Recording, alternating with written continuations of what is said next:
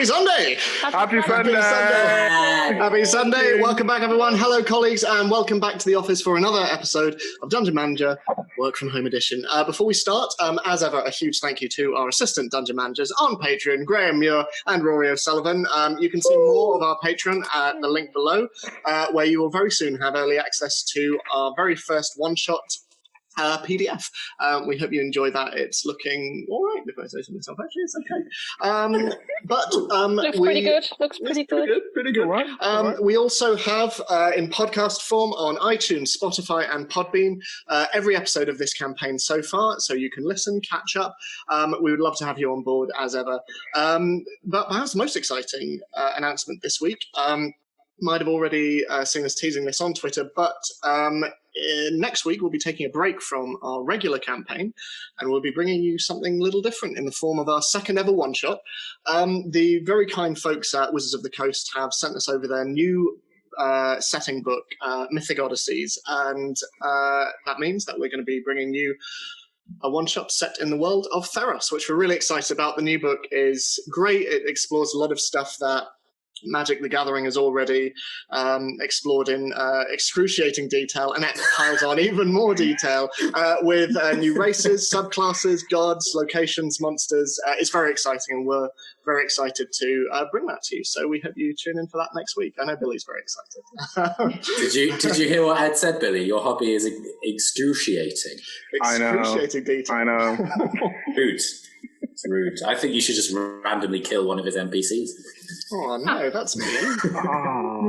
That's mean. Okay. The dark side, Billy. But we will see you for that next week. In the meantime, unless there's anything else, I think we're good to jump into another episode of Dungeon Manager. So, as snow falls about the city of Baldur's Gate and winter approaches apace, your investigation into the organisation known as the First Church continues. A church purportedly dedicated to the betterment of Faerun and its people. One of its members, a man by the name of Ostafarr Gate, has come to the city in search of what they refer to as an armament, to aid them in their usurping of the Lord's Alliance. Tracking him and his accomplice Ikreth Mull down to a tavern in the city called the Wilting Snowdrop in Upper City, you infiltrated an evening meal being held for the guests. And while Scarlet and Zini mingled with those present over a 10-course meal, hearing various advancements across the continent, including reports of war machines being built in Neverwinter, the arrival of an approaching comet by the name of Amaryllis, not to mention an escalating dragonborn war to the east, the rest of you investigated the rooms upstairs for evidence of Ostafarr's mission. An insistent terror searched Gate's room, where you found a letter from one Sabina Menthald, keeper of tomes at Candlekeep, confirming their meeting in 2 days' time, as well as a small parcel, an offering to grant access to the library. Oriana and Dalafar, your search of Ikreth's room yielded a little less, save for an ivory dagger and a single sending stone. Making your exit, you unfortunately attracted the notice of Ikreth Mull as he reached out into your mind. How much he knows is impossible to say. But regardless, as Zini and Scarlet made their way to bed in this new establishment, the rest of you hunkered down for a rather chillier night's sleep in an alleyway just across the way, taking shifts as the night drew on. And Oriana, as you stood watch, you were approached by an individual that, unbeknownst to the group, has been tracking you since the day you all met in Geshford. Exchanging pleasantries between yourselves in the cold winter snow, he revealed that he's also staying at the Dripping Tap in Lower City, and he soon headed on his way, but not before introducing himself. Eli Fife. And with that, he disappeared into the night. So, Zini, as you wake, you are surrounded by green and sunlight and trees and bushels and undergrowth and wildlife and fauna alike. You can hear the morning bird song. You can hear animals running to and fro. And you can smell the very familiar scents and odours of the high forest. You get up off the ground, the earth giving a little way beneath your feet, and you can see grass everywhere. And you extend your claws a little bit to sort of paw at the earth somewhat, and you dig up familiar sensation beneath, and it feels very much like summer. It is warm and balmy, and as you stand there, you take it all in. And just in the corner of your periphery, you see a tiny red shape. In between a couple of branches, just very still. Not quite still enough, but still.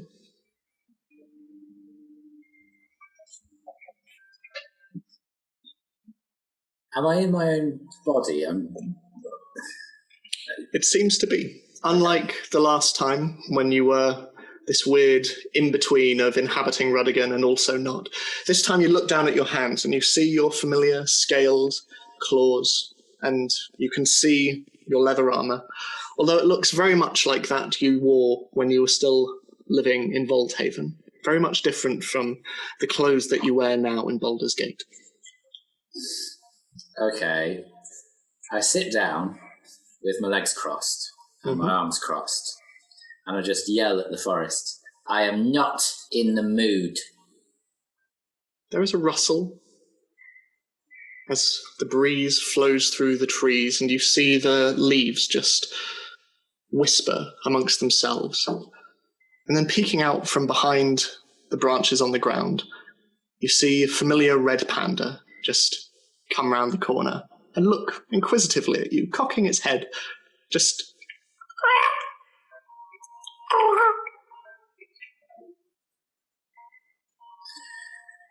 I know you're not real, Rud.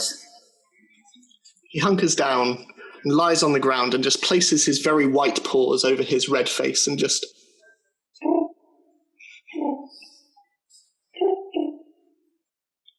and sort of peeks over the top. I taught you that trick. You can't use it against me. It's not fair. Jumps up and starts to bounce on his paws, and he runs forward and sort of nuzzles himself against you, and his big, bushy, raccoon-like tail is twirling around you, and he's just... It's not fair. Won't break me. Just stands on your crossed legs and extends his pointed nose up towards you and just licks you on the face and just... and then eventually dog-like just slowly starts to clamber up your body and onto your face and just licking all around your snout. That's gross. You're gross.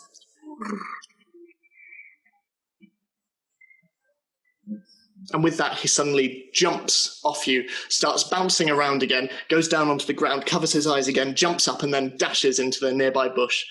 And there's a brief pause before eventually pops out again, his little red and black ears coming over the top, and seeing you looking in his direction, just and disappears back behind the bush again. I follow. As you walk, you can see the ears once again peek over, followed by the eyes, and then an exciting, and then just this, as you hear bushes move, and you can see bushes ripple around this red panda that is running through the undergrowth. Didn't I teach you better to hiding than this? And just continues running through, and you just hear this, and every step there is a weird reverb, there is an echo that seems to fill the space. And you know this is unusual in a forest like this, especially one so open, even with as many trees to bounce the sound off. It is still unusually echoey. And it's sort of ripples. Can ripples. I tell why? Make an insight check. Okay. That is 15. It's off, but it's kind of that acceptance that you're in a dream, but it still feels real. Okay. I just continue following them. As you do so, every so often you see Rudigan's little face sort of poking out from behind another log and then down and then rushing into some more bushes, and you can see the red tail just sort of swinging gently from side to side, and as you approach, just once more, this skittering away. And this continues for a little while, this little game of hide and seek, with you quite reluctantly following, and Rudigan sort of leading the chase as merrily as he can. And as you walk through, you hear the breeze whispering through the trees, until that whisper becomes something quite whispery. You hear what seem to be voices in the air. Sort of hard to decipher, but you can nevertheless hear the breeze seems to have a voice, and the trees whisper, and the leaves seem to converse amongst themselves, and it's not loud by any means, and like I say, it's more of a murmur than anything else, but it is there. I'm ignoring you. And then I try to listen closer and discern what they're saying. Okay, make a perception check. That is a 19. So, as you walk, there are sort of little pockets every now and again that you hear. Listen. Focus. But eventually, through it all, as you concentrate and you continue following Rudigan, you hear a very familiar voice. Old, croaky, distinctly turtle-like. You must find your focus. You are listening. You are hearing. But you do not truly listen. That doesn't make any sense. And this laugh just floats away on the breeze. I don't like that woman. You turn and you can see Rudigan once more in front of a tree, and he seems to be goading you a little bit as he sort of wiggles his little fluffy butt just like... What? And he disappears once more into the undergrowth, a particularly thick set of bushes and various overhanging trees, but he disappears into them, his tiny little tail just poofing behind him. Okay, I continue following. So, you have to fight your way through this particular bush. As you're looking around, it seems that this particular area of the forest, it's not one that's familiar to you, but you continue pressing through, and you find yourself getting cut a little bit occasionally as you go through. There are brambles that pierce even your quite thick hide as you push your way through, and you can see berries, and you can see as you're making your way through this undergrowth, it is becoming more colourful. It's becoming more vibrant. It's becoming much more lively. As you eventually find your way coming through to the other side of this bush, pushing your way through, grabbing leaves, pushing branches aside, cutting things through with your talons, you eventually come through to a wide, open clearing. It is quiet. Overgrown with colourful plant life, resplendent with a cornucopia of flowers and wild trees, its grass purest green. There are trees that line this clearing. You see willows with their branches hanging down. You can see twisted oaks stretching up into the sky and creating these incredible boughs above, and particles of pollen float in front of your face as you look around all of this, giving the whole thing a fairly airy look about it as summer sunlight pierces through from above, illuminating everything. And at the center of this clearing, you see a giant pool of water unknowably deep and filled with almost impossibly clear water. And Ruddigan is on the side, and he sort of dips his nose in and just and starts licking it off the top of his nose, and his exceedingly long tongue just batting away little bits of moisture as he looks around at you and just...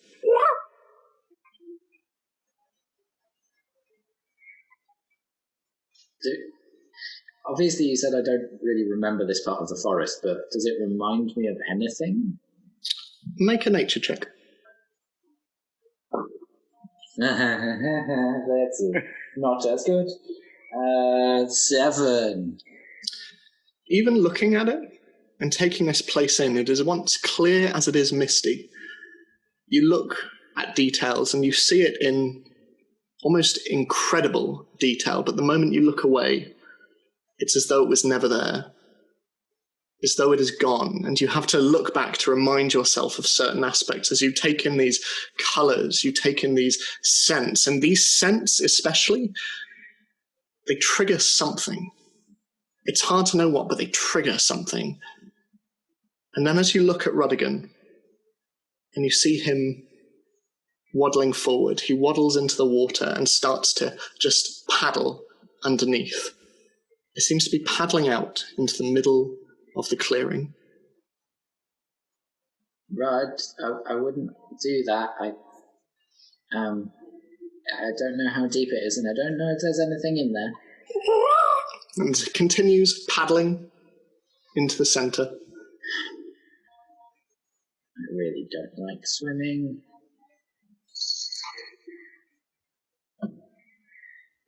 I dive in after him. Okay.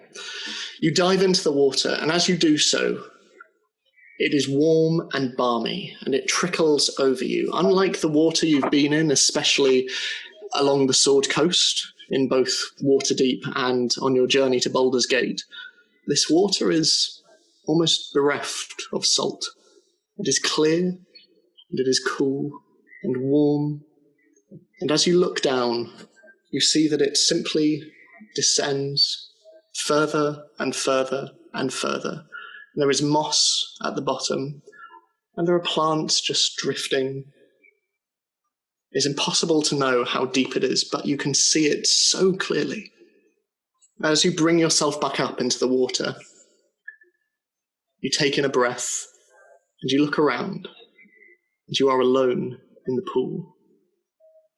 Ruddigan is nowhere to be found, and you are floating alone in this calm, cool place with only the sound of birdsong around you.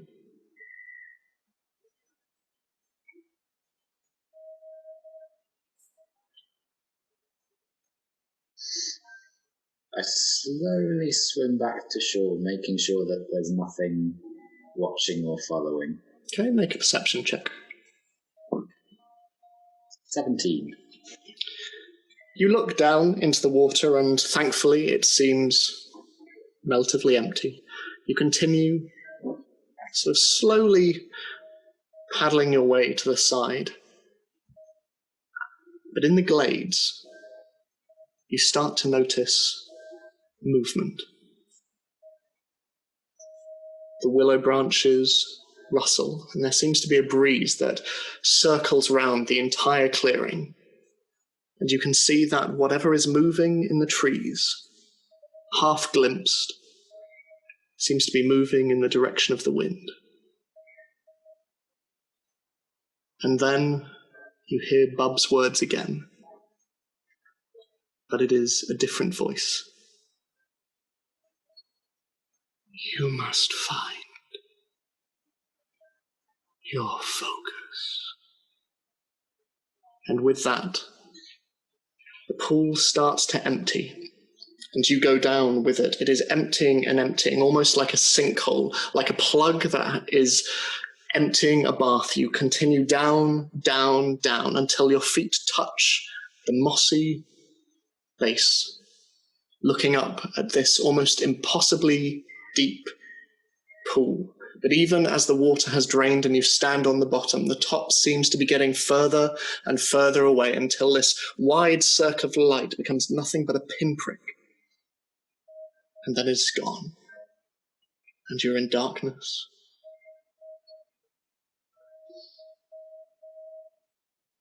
And you wake.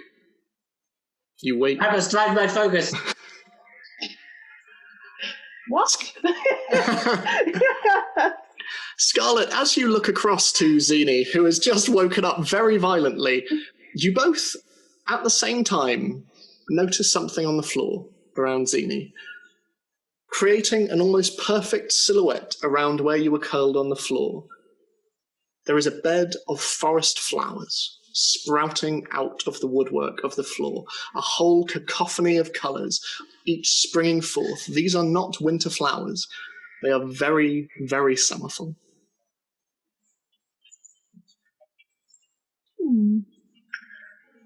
I assume you didn't mean to grow these flowers, Zini? I didn't. I don't know who did, but I didn't. I mean, unfortunately, the choices are you, myself, or dear Juliet here, as last night I cast a spell to stop others magically influencing us during the night, given your earlier headache. Well, then it's clearly Juliet. She's a magical cat. As you're talking, you see Juliet has jumped down onto the floor and she's like playing with the flowers, and she nuzzles her muzzle deep into one of them before just... and she's just sort of rubbing pollen off her nose as she just... and just trying to rub herself against the sheets to try and get rid of this. And as she does so, she bumps into the bed and falls over and just like... See, she's a magical cat. Uh-huh. Yeah. I don't know if I'm quite convinced, Zini. But still, it's a welcome change from last night's proclivities. Yeah, I still feel very full of not very good food.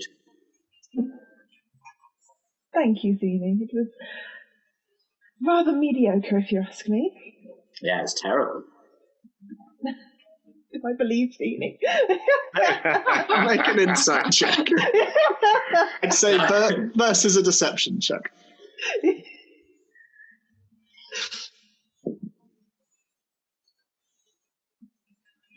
Let me just check what my insight is. Please be high, please be super high.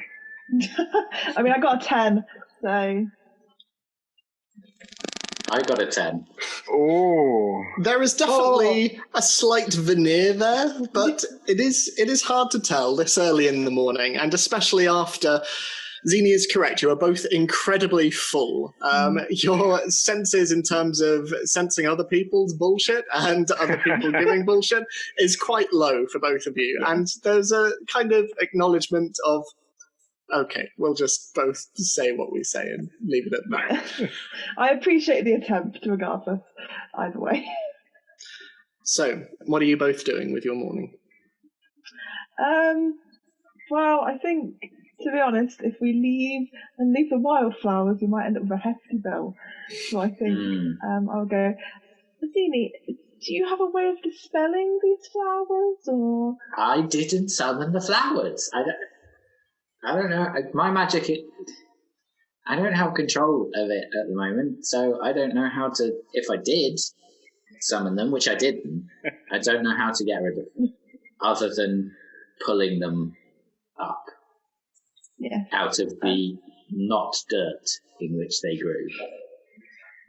I think I look at the roots. If we cut them, would there be? I mean, make a nature check. I'd say add advantage because Zini's there. Just because I'm there. Awesome. Just because you're there. Yeah. I give people advantage just because I'm there. Could be good. Well, the first one was good enough, to be honest. Yeah, it's 21. 21. So looking at the board, like, they are just flower stalks. You get the impression that you could probably cut them all fairly easily. It would probably leave a little bump at the bottom, but, you could sort of cut them fairly finely. There's also a carpet, which, if needs be, you could always, shift across ever so slightly to cover the worst of it, but you could probably do it. Okay, I use one of my short swords to cut them and then try and gather them into a bunch. Okay. And So then I say, we could give these to Madame Nixos as a thank you. And then hopefully she'll forget that they grew in her room. I mean, hopefully, Zini, she won't notice. Because we'll use the carpet to cover it up. Yes. lovely. So you're able to do that, Zini. You have quite a a wealth of experience in terms of cutting up plants, especially for recipes and for remedies and things like that. So you're able to cut them all off fairly easily and do so finely enough to the floor's surface that from a distance, unless you are literally like down on your feet, it is, it's hard to tell. Okay. I move the carpet slightly. So, are you both heading down with flowers? Yeah, I think so. I think we need to find the others. Yeah, Well, did they tell us they were staying nearby before? No, I think they said meet back at the dripping tap. Okay. Unless we wanted to signal them with fire. But I assume that was if anything went wrong. Yes, I assume we don't need to put this charming tavern to the flame. I don't think... Never mind. I'm sure, I mean, Utan would be, I'm sure, a positive result, but wouldn't be worth the... Can I... Is Scarlet being serious about murdering Utan through arson? make an insight check. Mainly because I'm interested. 1. I have no idea. She seems very legitimate. Never know. That is my favourite natural one ever. So, you head out with your belongings, or are you leaving them at the inn for now, just in case? No, I think I'll take myself because I think we only wanted to stay here one night. I think. Yeah, I think given Zini's sort of negative reactions to the whole thing, I think we will. Okay. Clear out our luggage. So, packing up your things and leaving your very nice room, you exit into the corridor and make your way down the carpeted corridor until you get to the end where the stairs are. As you're walking, Zini, you hear a couple of bits of conversation on either side from what you assume are the rooms. But off to your left as you're walking down, you hear the distinctive timbre of Ikreth's voice, just muffled behind one door. Do I hear what it's saying? Make a perception check for me. Are the ball bearings still in the corridor? I'll just listen quietly at this. Whoa! I mean, you didn't take them away, so... No. But people have been up, like, after the meal, everyone went upsters. Yeah, I went upstairs after Ikreth. So Yeah. Ikreth would have seen them, Yeah, and then did I would have Ikreth fall seen over? them. That would have been funny. Just need to investigate this. Oh! It's a 17. So, as you sort of listen, as you go past, and you sort of slow down a little bit just while you're passing, you realise that the voice is coming not from Ikreth's room, but from Ostafarr's, and they appear to be in deep conversation. I'm telling you, we are being watched. What makes you so sure? Well, while we ate, I suspected something was wrong, so I reached out to ascertain the guest's motivations with a little arcane assistance. Who did you sense? I sensed a dwarf by the name of Ostafarr Oakstone. He and some associates of mine have some history, and he has followed you here. It appears so. There is silence for a moment. So, what does this Oakstone know?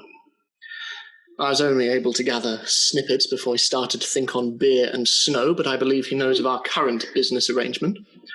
And if he was in my room, the window, while closed, was off the latch. I have no doubt that yours was infiltrated as well. And he wasn't alone. There were at least 2 others with him outside, and at least 1 at our dining table. The Dragonborn. Lady Shildek, the other one. There is another pause. You understand you may well have jeopardized everything. If they were to find out what brings us here... Well, nothing is missing. I have the book and I have the letter. Now all we must do is pass a single day before tomorrow, and then we leave. Now whether this group knows where we head or not, it doesn't matter. They will be unable to gain access to Candlekeep even if they try.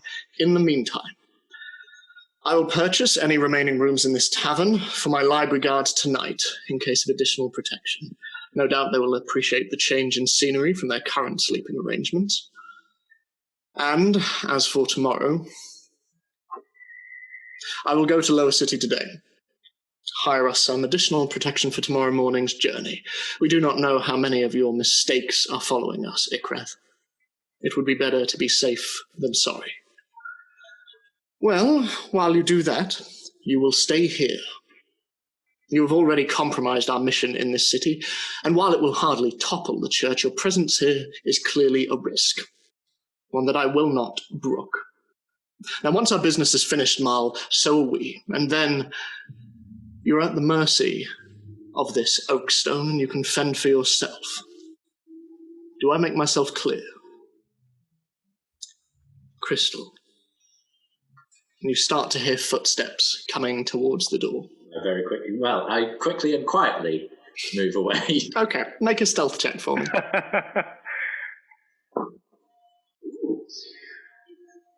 That would be a dirty 20. As you hear the footsteps, you just sleekly move away and join Scarlet as you continue walking down the corridor, and you just hear the door open behind you and close rather firmly, and you just hear Maithsa, and Ikreth walks from one room into the next door one. What was that word? You do not know the language. Oh, okay. Yeah, it appears to be an exclamation of some sort, and you gather probably quite a rude one. Ed, Yes. he said 2 others outside, but me and Oriana were both wearing salamander rings. So Oriana put hers on after the fact, right. Okay. and you slipped yours onto Dalafar. Okay. And if Dalafar was with 2 other people, he may have been thinking about those 2 other people that he was with. Aww. I don't think... None of I was thinking of you.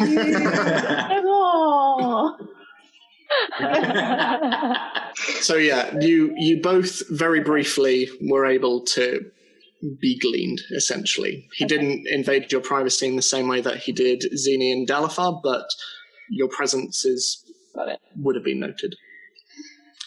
So, Scarlet, we need to go and discuss things with the others. I overheard a conversation, and I think it's best that we hurry.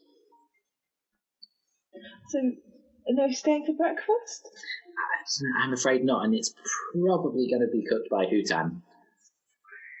I suppose when you're right, Zini. I don't think that's ever happened before. So you go down the stairs, seeing a strange assortment of metal baubles on the floor that you didn't quite see in your state last night. Speaking of the others, outside, as dawn rises, Oriana still on watch. You other 2 stir. It's very chilly. It is very cold, but you start to hear the sound of the city around you, and from your alleyway, as you all wake, you can see the to and fro of the busy streets around you. And terror, just as you wake and roll onto your back, you can see up on one of the roofs, silhouetted against a grey sky, a distinctive white raven just looking down at you. Excellent. Are the others awake at this point? Oriana obviously is. I'd say everyone's stirring. I'm going to try and sneak off around the corner. Okay, make a stealth check, please.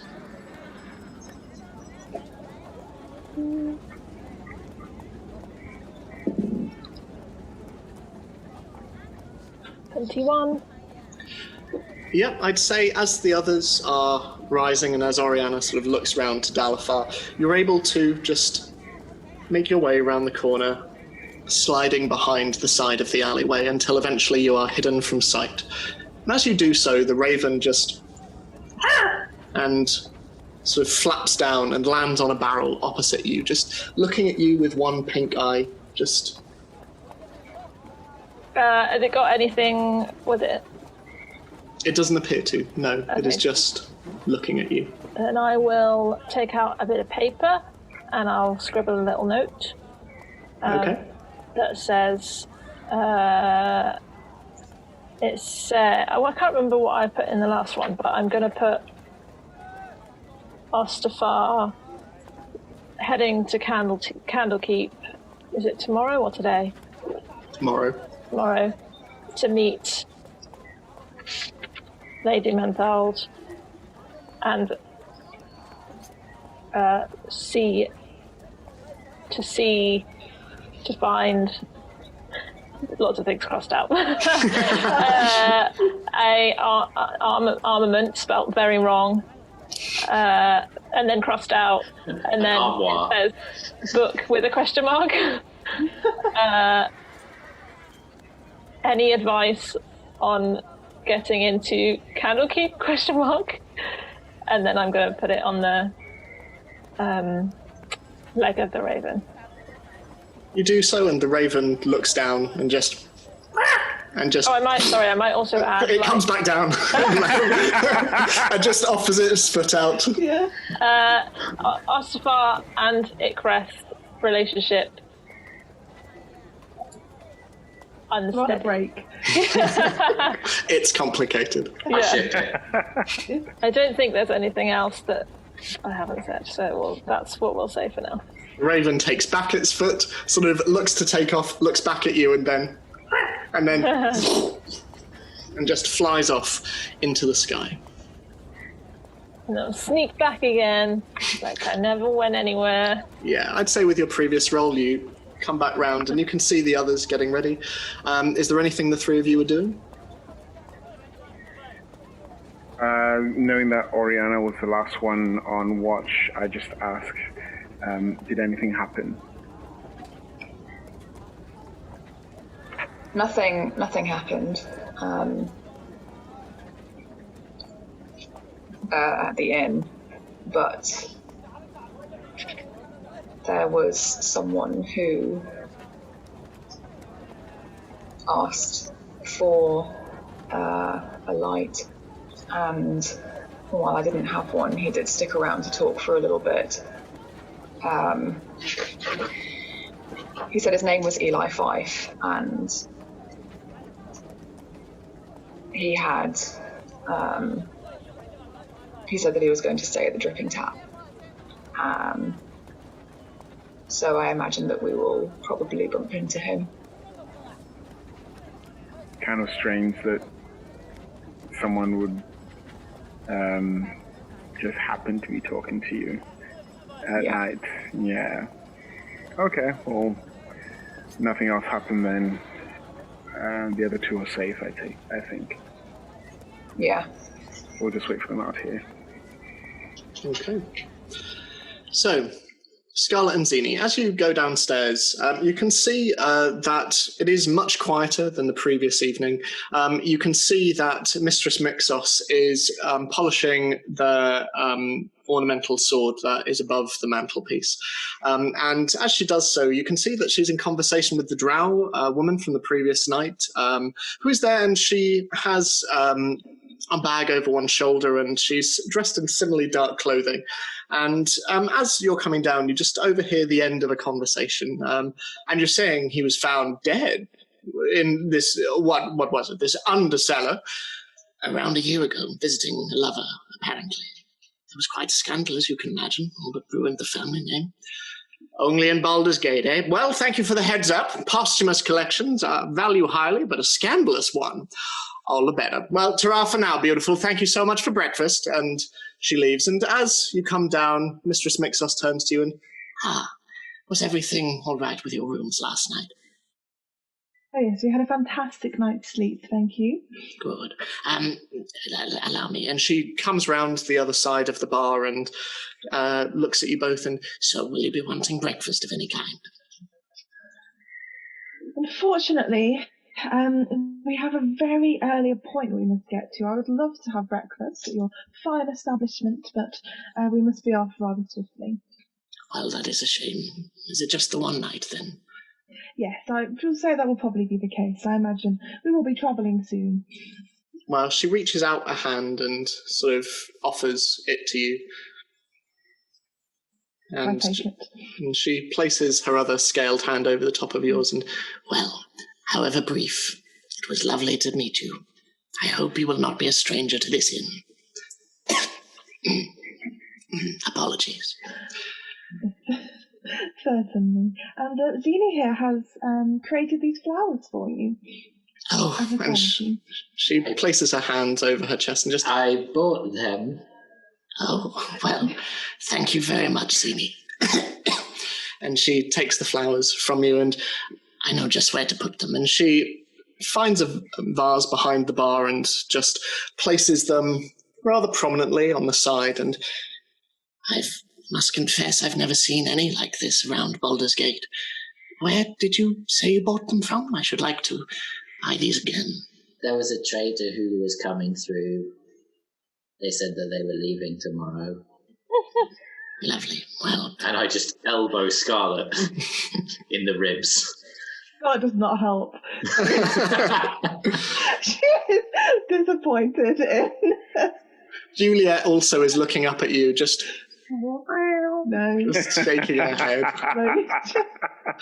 And Mistress Mixos looks at you both and gives another little cough and just...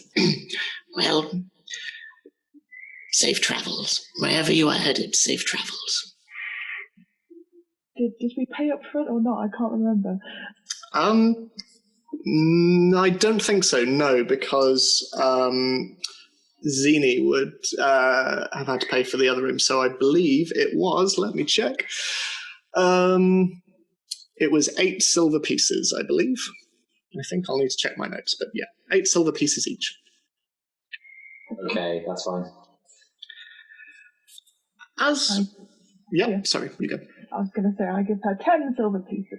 This is a gold, I think. I give her a gold. Yes.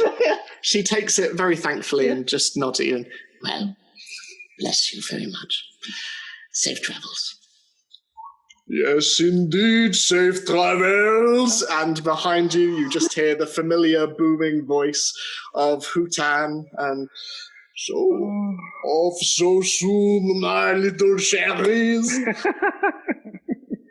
I think Scarlett sort of pauses with like a rictus grin. Oh. Well, you got so close. Madame, adieu. Parting is such sweet sorrow. I do not know where I heard that, but in this case it is absolument the case. I'm sure I'm often told it is a sad thing to leave my presence. Well, I can assure you that has never been more the case than now. And after our little chat last night, I have a little something. Just a moment, I think you will enjoy it. And he heads off and moves over to a table he has been sat at. And he comes back with a small leather-bound tome. And he goes, "This is one of my earliest works. For you. You will see I have signed the inside cover." Many thanks, Utan. I will certainly give it appropriate care. Well, I could ask for nothing else. Take it. And if you are ever in Galecport, obviously it would be a pleasure to see you. You as well, my darling. What was your name? I do not think that we were introduced properly. My name's Zini. Zini, what a beautiful name. Mwah. Well, I will see you both very soon, I am sure. In the meantime, have fun wherever you go. And most importantly, eat good food. I shall certainly do that. Excellent. Well, bye-bye. And he heads over to his table in the corner and sits down and goes about his business. The book that has been handed to you, Scarlet, as you just flick through, it seems to be of the Cormanthor area, specifically the region of Cormyr. And the book is titled Cormyr, Recipes from Around the Sea of Fallen Stars. And as you flick through, you can see that it's a number of different recipes of local dishes and, local ingredients as well. Does that pun still work in his accent? Cormyr, you... Yeah, sure, why not? I knew the answer, I just wanted to hear it. You are not allowed to make puns like that when I'm drinking. So as you're walking to the door and leaving, you can see that the only other person still there is familiar blue dragonborn who just looks up from her breakfast and just gives a little wave and goes back to her breakfast. I wave back. Okay. So you head on out. And you other three, as you're sat in the alleyway just across the way, you can see that Scarlet, Juliet, and Zini are making their way out of the front of the wilting snowdrop. Do we see the other three? Yeah, I'd say so. Like, it's daylight, and despite the cool, chilly winter air, like, it's not snowing today. Snow still lines the streets, but it's fairly clear. I'm just gonna... I feel like I've been sitting on the floor, so I'm gonna get up and go, here we go. I follow. I also follow. So you meet in the centre of the street.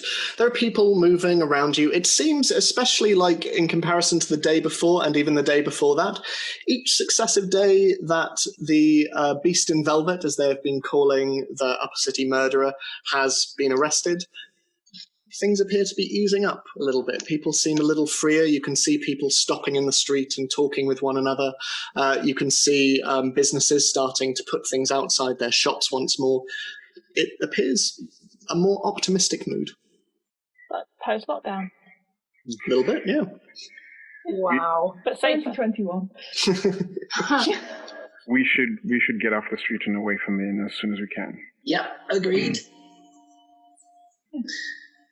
Dripping tap or... Dripping tap. Yeah. Yeah. Let's go. Start walking.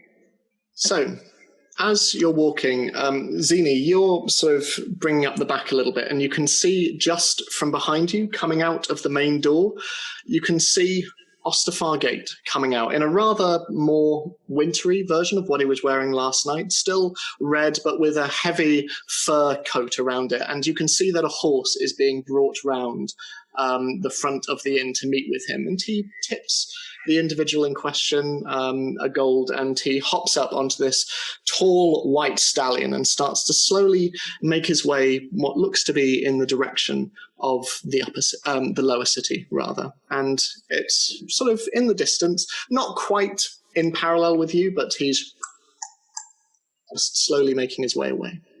Is there more than one gate to the lower city? There are, but obviously for lack of a better word, the lockdown has not been lifted yet, so the only way is out the Temples District through the Wide and through Heap Gate into Lower City. Okay, I just muttered to the others. Ostafarr is on the move into Lower City on horseback, so we might want to be either very speedy or hang back a little so we don't run into him. Is he alone? Appears to be. How far away is the dripping tap? I think it's around 40 minutes to an hour, depending on how busy it is. Should we split up? Less conspicuous. Probably a good idea. I'll give everyone directions, like very specific alleyway directions. Okay. But like very specific. Because which one of us has he seen before? He's seen Oriana. He's seen me. He's seen you, Tara, and he's seen Not you, in a so- bad context. So maybe if you three... I don't know what would be better. Because it'd be bad if he spotted you three in the same city as him.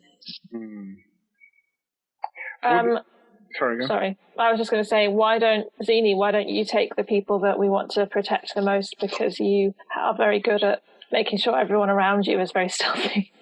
That's true. If my magic's working.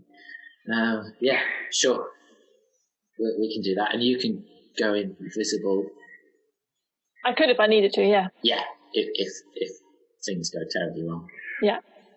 As a question, Ed, would I have... so Upper City probably has a lot of, variations of races and things already about. So I would have seen, like, other dwarfs and things as well. Yeah, but Baldur's Gate is quite a melting pot of different cultures and races and backgrounds, and that's the same in Upper City as much as it is in Lower City. Okay. So yeah, you've seen dwarves, humans, elves, dragonborn.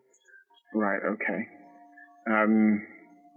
Yeah. Well, Ostafarr. I've not met Ostafarr, so he's not seen me yet. Oh, they know that you're here. They know. How do they know? Ikrith may have read my mind. I hold up the salamander ring and said, yeah, so that's what it was, and it looks like he tried to read mine too. Tara, do you mind if I hold on to this for a little while? For a bit, yeah. I might need to get it back, depending on our next move, but yes. I'm really sorry. I think that he may know about more of us. He asked me specifically about Ostafarr, and I managed, I think, to persuade him that we'd met you once and then never seen you again, but he may not have believed me, I'm not sure. In that case, I think it's better that I make my own way to the Lower City. And Tara, I'll give this back to you at the Dripping Tap, if that's okay? Yeah, of course. And they are very fractious at the moment. Ostafarr and Ikrith are not happy with each other. I might work in our favor then. But in the meantime, let's get to Dripping Tap safely. Okay, so how are we splitting it? They don't know that I'm here, and they might. But he mentioned that Ostafarr was here with two others and me, or he suspected that I was involved. So but they don't specifically know that I am here. Ostafarr Gate and I did not leave things on a good note, and I think it's probably best kept. It's best that he doesn't know that I'm here working with Ostafarr at this point. So if I can be kept, perhaps it's best if I go with you, Zini. Okay. Why did he not know? What happened with you and him? Oh, you know what I'm like.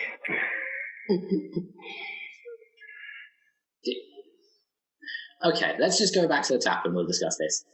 Yeah. Okay, so you all make your way back. Any particular way you'd like to do so, or any particular way you'd like to go? Or? I'll definitely take them a back alley kind of a way. Mm-hmm. Sure thing. How about you, Ostafarr? Are you going on your own? I'll go my own with my hood up, but stick to very crowded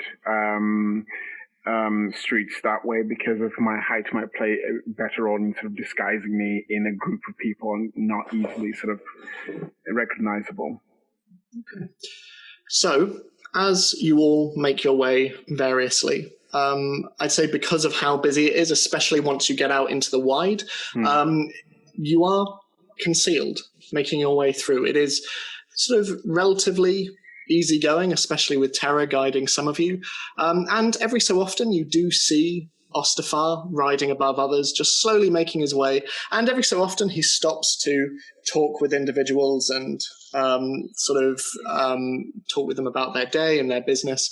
But Terra, knowing the city as you do, especially as you start to veer off in the direction of the dripping taps in the steeps, you see that Ostafarr seems to be moving more in the direction of Heapside. And so there, your paths diverge, and you continue on your way. And eventually you're all back at the dripping tap, and you can see Zini Rudigan is still in the stables, just enjoying some hay.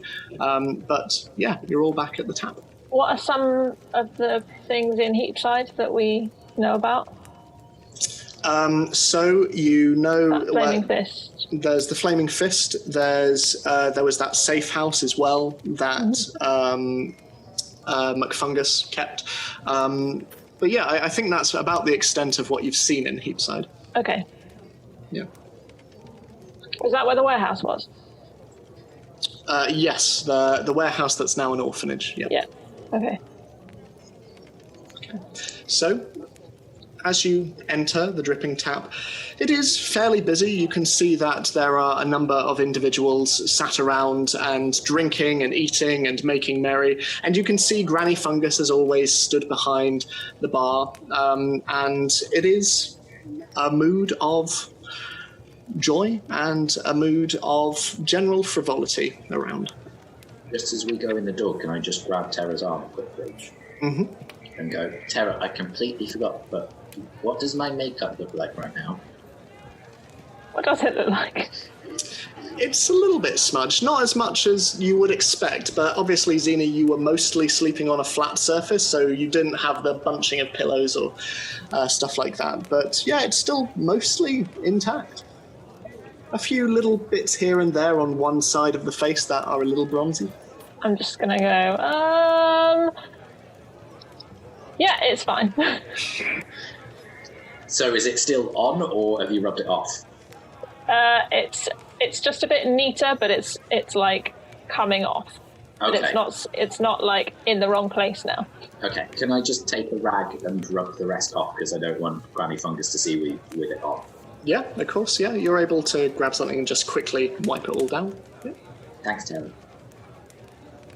Did it go okay? I think so. I just hope that nobody that I'd met last night saw me without bits of it this morning, because that would have been confusing. I think they'd have to be looking at you quite, specifically. That's good, okay.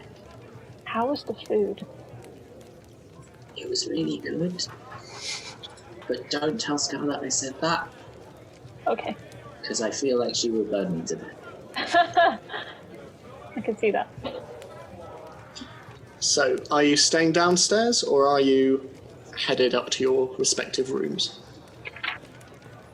I think Scarlett probably wants to change. Mm-hmm. Because her fine clothes probably look a little bit out of place. Yeah. Oh yeah, I'm still wearing black clothes with my mask. I'll do the same.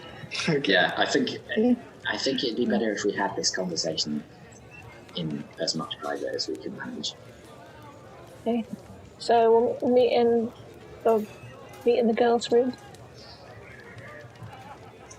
As you're walking through, Granny Fungus looks over to you all and gives you a little wave. And then, Scarlett, you feel a hand on your shoulder. It is heavy. It is a heavy, heavy hand. And you just hear a booming voice. You! Could I have an Turn around.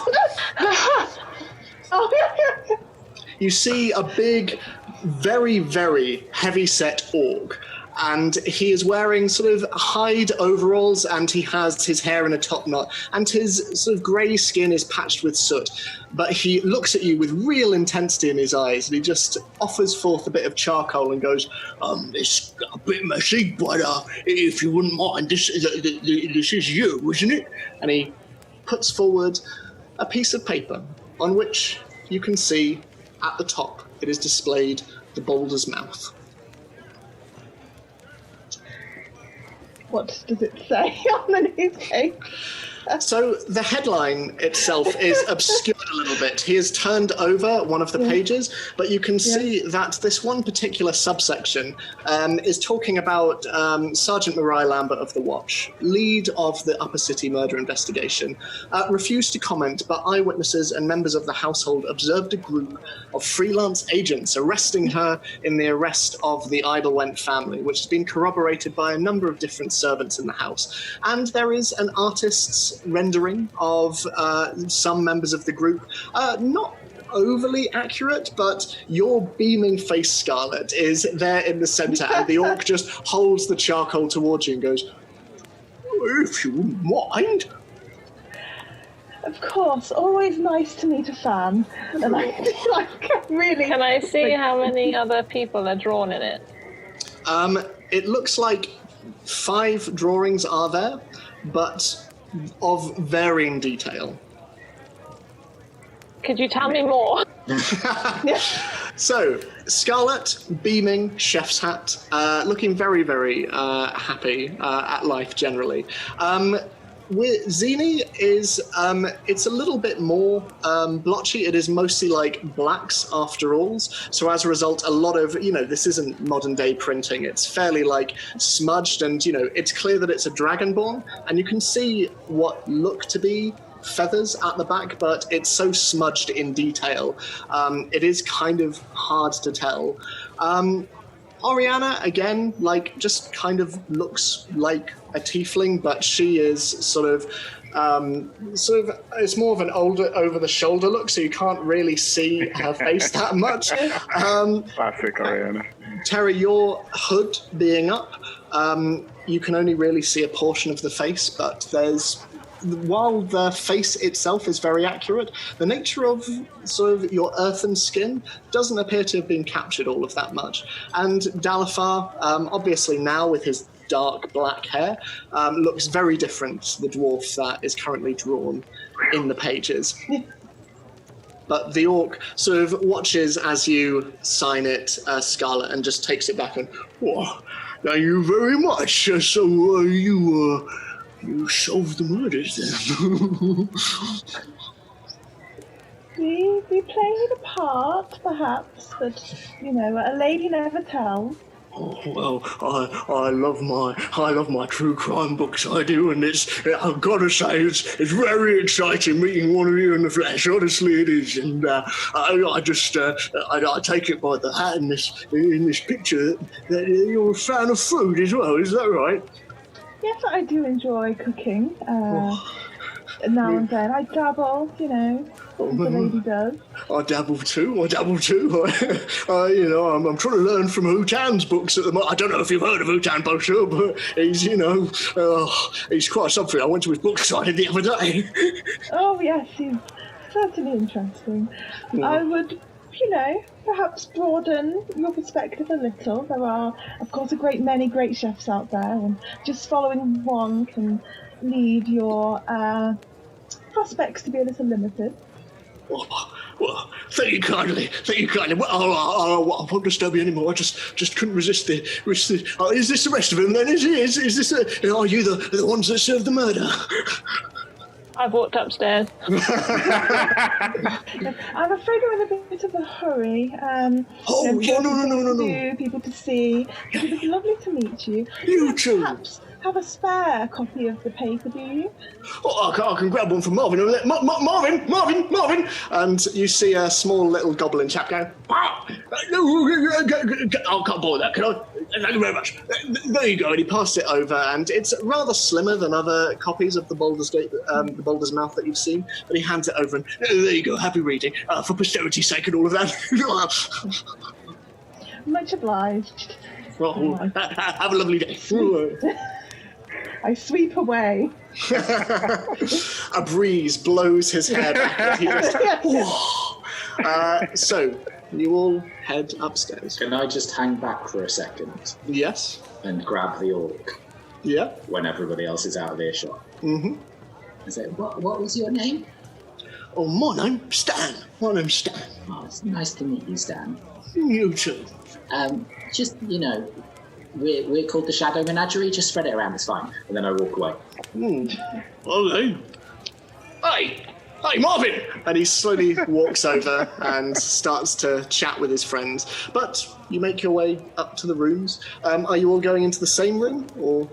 Well, I think Scarlett and I need to change. Well, you need to change, but yeah, after that. Yes.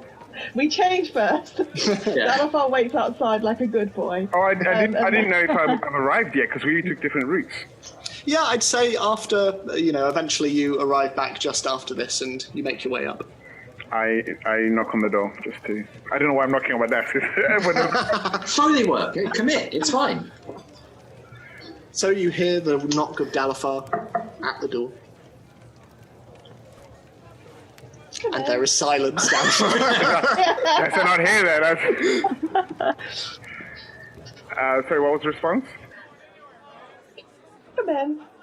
I slowly open the door. Okay. Go inside. I'm just sitting in my tree. I close the door behind me. Wearing my lion mask again. Well, as I'm closing the door behind me, I just take a look to see if anyone's paying any particular interest of me going into a specific room. Make a perception check for me.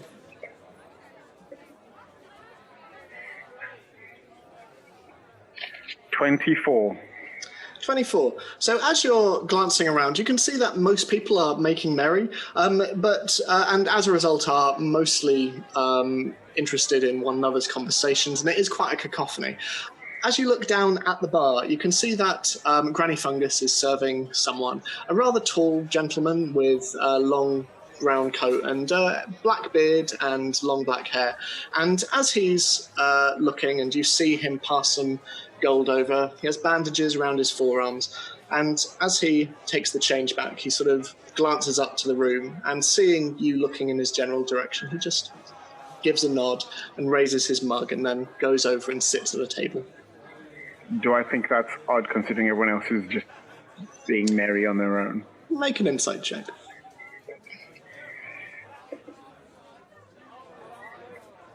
Dirty 20.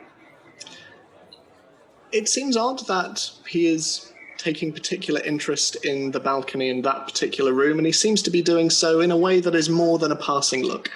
But nevertheless, he seems to be going over to the table and taking a drink, and you see him has his own copy of the Baldur's Mouth, and he's just flicking through it and reading it quite contently. Okay, I close the door and just go to meet everybody. Okay. I'm sitting on my bed with my legs crossed, and I've emptied my entire bag out onto the bed. Okay. For a reason in particular? I'm looking at every single item to see if it can vibrate. Okay. Make an investigation check for me. It went right off the back of this box. Please bear with. Oh, and it landed on a 20. Can I keep it? I mean, you did roll it, so it's. I think that's only fair. What was it? Was it flat? Yes, it was flat. Yeah. I'll allow it then. A 20. So, make it looking at everything in your bag. Obviously, there's a very wild assortment of different objects that you've accumulated. Would you like me to read them so that people can see what's on the bed? Yeah, please read your inventory so we can, This is amazing. Are you, or? I can read out the more, and it depends if people are looking to see what's there or not. Well, you're not hiding it. So I'd say, yeah, if there's anything of particular note, narratively or otherwise, that you think would be interesting. So there's a little baggie with coins in. There's a wine bottle. There's 2 bags within the bag with tools in. There's the map that you've already seen. There's a bunch of little, hand-drawn figures. There's a very, very moldy cinnamon bun. There's, some little diamonds and stuff. There's another little note with some writing on. And then I think I still have Nikolai's book, but I can't remember if we gave that back or not. I think you still have it, yeah. Okay, so I have that. Okay. So, sifting through everything, I'd say was it a natural 20? Or Yes, it was, yeah. Okay. I didn't actually add anything to it.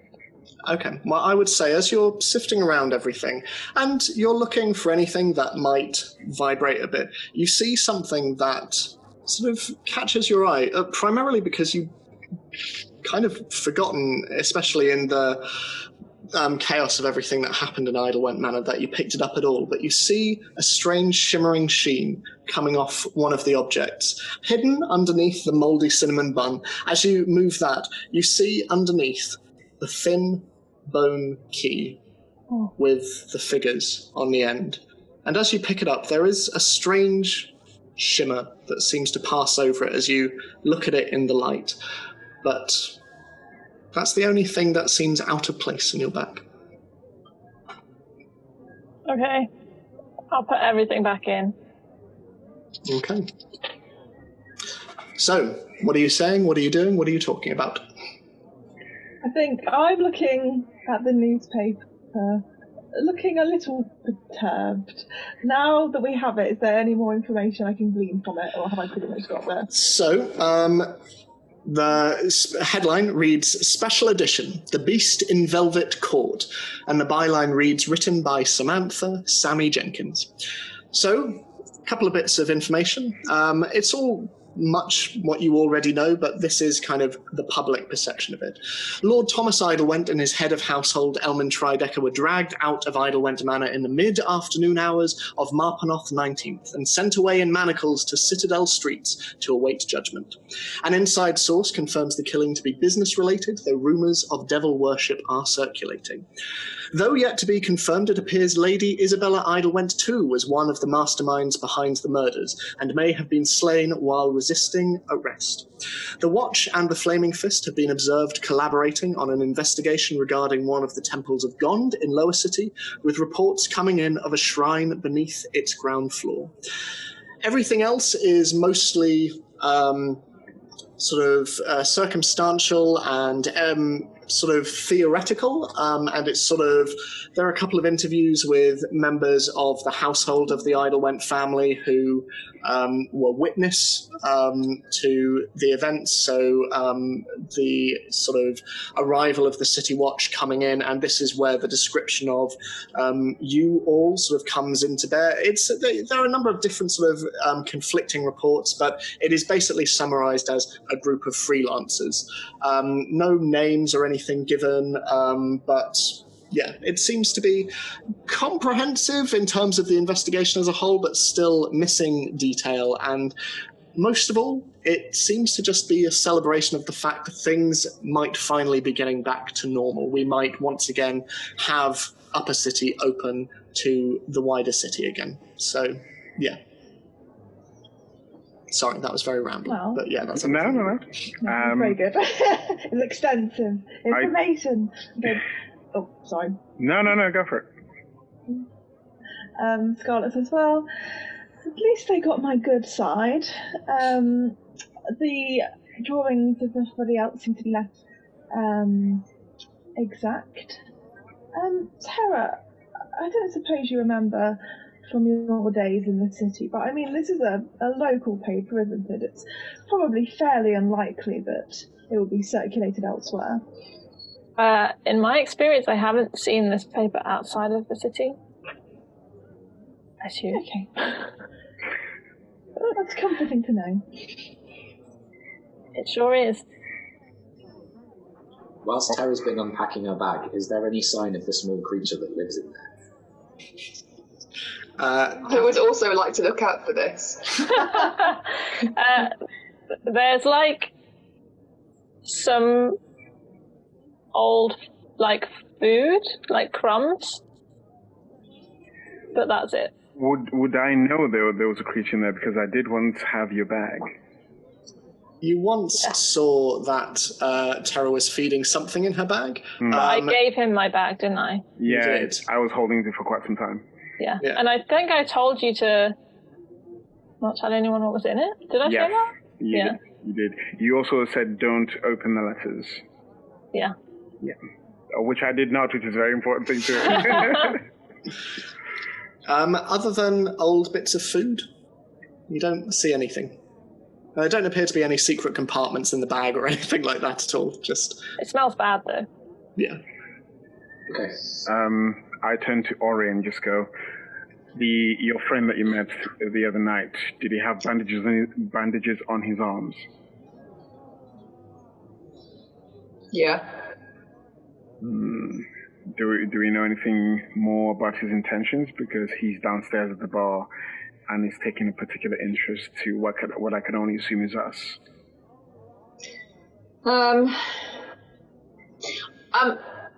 Out of game. I don't know this person, do I?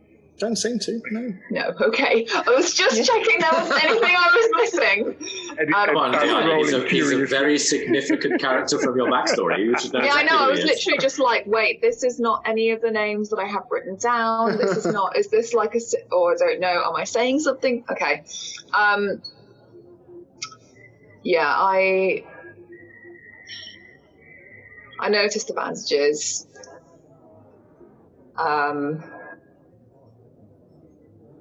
But, well, he noticed that I had them as well, which might be why he's taking an interest in us. I don't know. Well, I think because of the position we're in, he's something we probably need to speak to him about. And hopefully he's forthcoming and he's not here to do anything that would cause us harm or anything, but I think he's a person we need to talk to at some point. Maybe I should speak to him. If that's what you want, yeah. Yeah. I think that would be best. Can I have a read of that newspaper, please, Scarlett?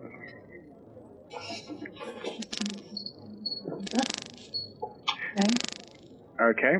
Just in recounting of events.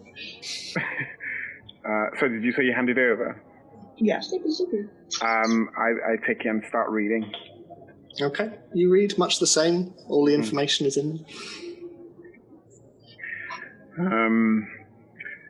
So I think it's best to assume that we are somewhat sort of rumbled, but at the same time, I would still like to find whatever it is they're looking for. And sorry, out of game, did Zini tell us everything she heard, Michael? I haven't had a chance yet. Okay, that's okay. But you said they sort of knew little bits from the mind reading. I think so. They knew that you were here. They knew that I knew you and possibly were involved in your machinations, and they suspected that they were against Marl and therefore the church. And Ostafarr was very angry with Marl because he feels like he's messed up somehow in allowing you to be involved, though I don't really see how that was Marl's decision rather than ours. Well, Yes. They're going to Candlekeep tomorrow. Yeah, They mentioned that and the fact that we wouldn't be able to get in. Okay. So I found a letter from the head librarian, I guess, of Candlekeep to Ostafarr saying that she's looking forward to welcoming them and that he doesn't need to bring a gift, but he's insisted on bringing one, which I'm assuming is the book that I saw him have holding the other day. Okay. It's very old, and then she said that his request is unusual, but she will accompany him. Someone needs to accompany you if you go into the special area. So she's going to accompany him to look at this thing, and then she said you can't take anything out, you have to just look at it in the room. But I would assume his plan is to remove it somehow. Unless it's a thing that tells him where another thing he's looking for is. Maybe. But I thought that they were looking for an armament. I don't really know what that is, but that makes it sound like something that you take with you. An armament. An armament could be anything. Do we understand what that would mean, Ed? Any of us? I mean, you know armament generally means something offensive, but beyond that, in Faerun, it wouldn't necessarily mean anything more. Maybe it's a spell. Maybe he could write it down and take it away. Maybe it's a spell. Maybe it's an object that will allow him to cast a certain spell. But how would he get that out? Do you think he's going to hurt this lady Menthaled? I think he's too high profile for that, and that'll paint a target on his back. And being a prominent figure, I think that'll be a very difficult thing. I think he may have a way, perhaps, to get it out without being seen or found out, or perhaps just seeing it or interacting with it will give him what he wants. So I think that's a very dangerous prospect either way. Well, he's going with it, Crethmal, and we now know has some kind of brain reading abilities. Yeah. So he's potentially a powerful person. Zini, he read your mind. Did he do anything else or say anything else? I don't think so. He mentioned you and asked whether we'd ever met you. And then upstairs, I assume after you'd all left, so he'd know that you were in his rooms. But he didn't say anything else other than warning Ostafarr about me and you. He did mention the, what was it, the ivory... The Ivory Silent. Yes, that's the one. Damn. I think that they're looking for you, or you should watch out for them. He was, rather charming, actually, I must say. Very good taste in food. He was disgusting. He invaded my mind. Yes, that That's part was a little okay. distasteful. Okay. Well... Do you fancy it, Crethmal, Scarlet? I shipped them. I decided that last week. we did. Why is it always Scarlet? What do you mean always Scarlet? That's true, it's often Dalafarr as well. They're just the most shiftable people, what can I say? Distinguished gentleman, he was rather nice to talk to until he took a sour turn. That very nice gentleman is part of the Ivory Silent. They're very bad news. They are very bad news. If you think about the worst things that some people can do, but think of them as a group of people, and if they're helping, Ostafarr, then we should be extra careful.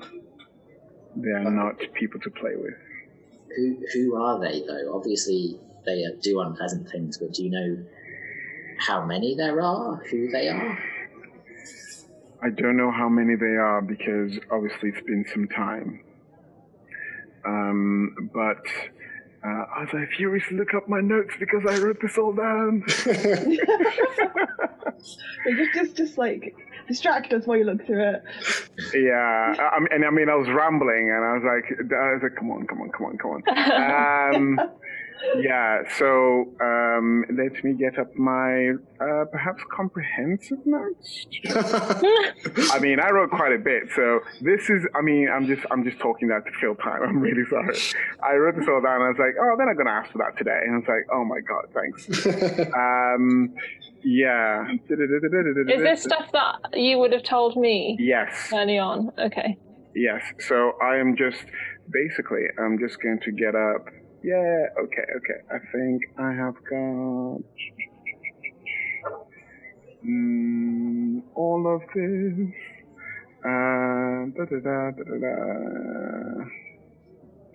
How many folders do you have? I do a lot of note keeping, So talk amongst yourselves for a second while I find this. Because he's got the summary, and then he's got the slightly expanded notes, and then he's got the expansive notes, and then he's got the full backstory. And then there's the detailed backstory.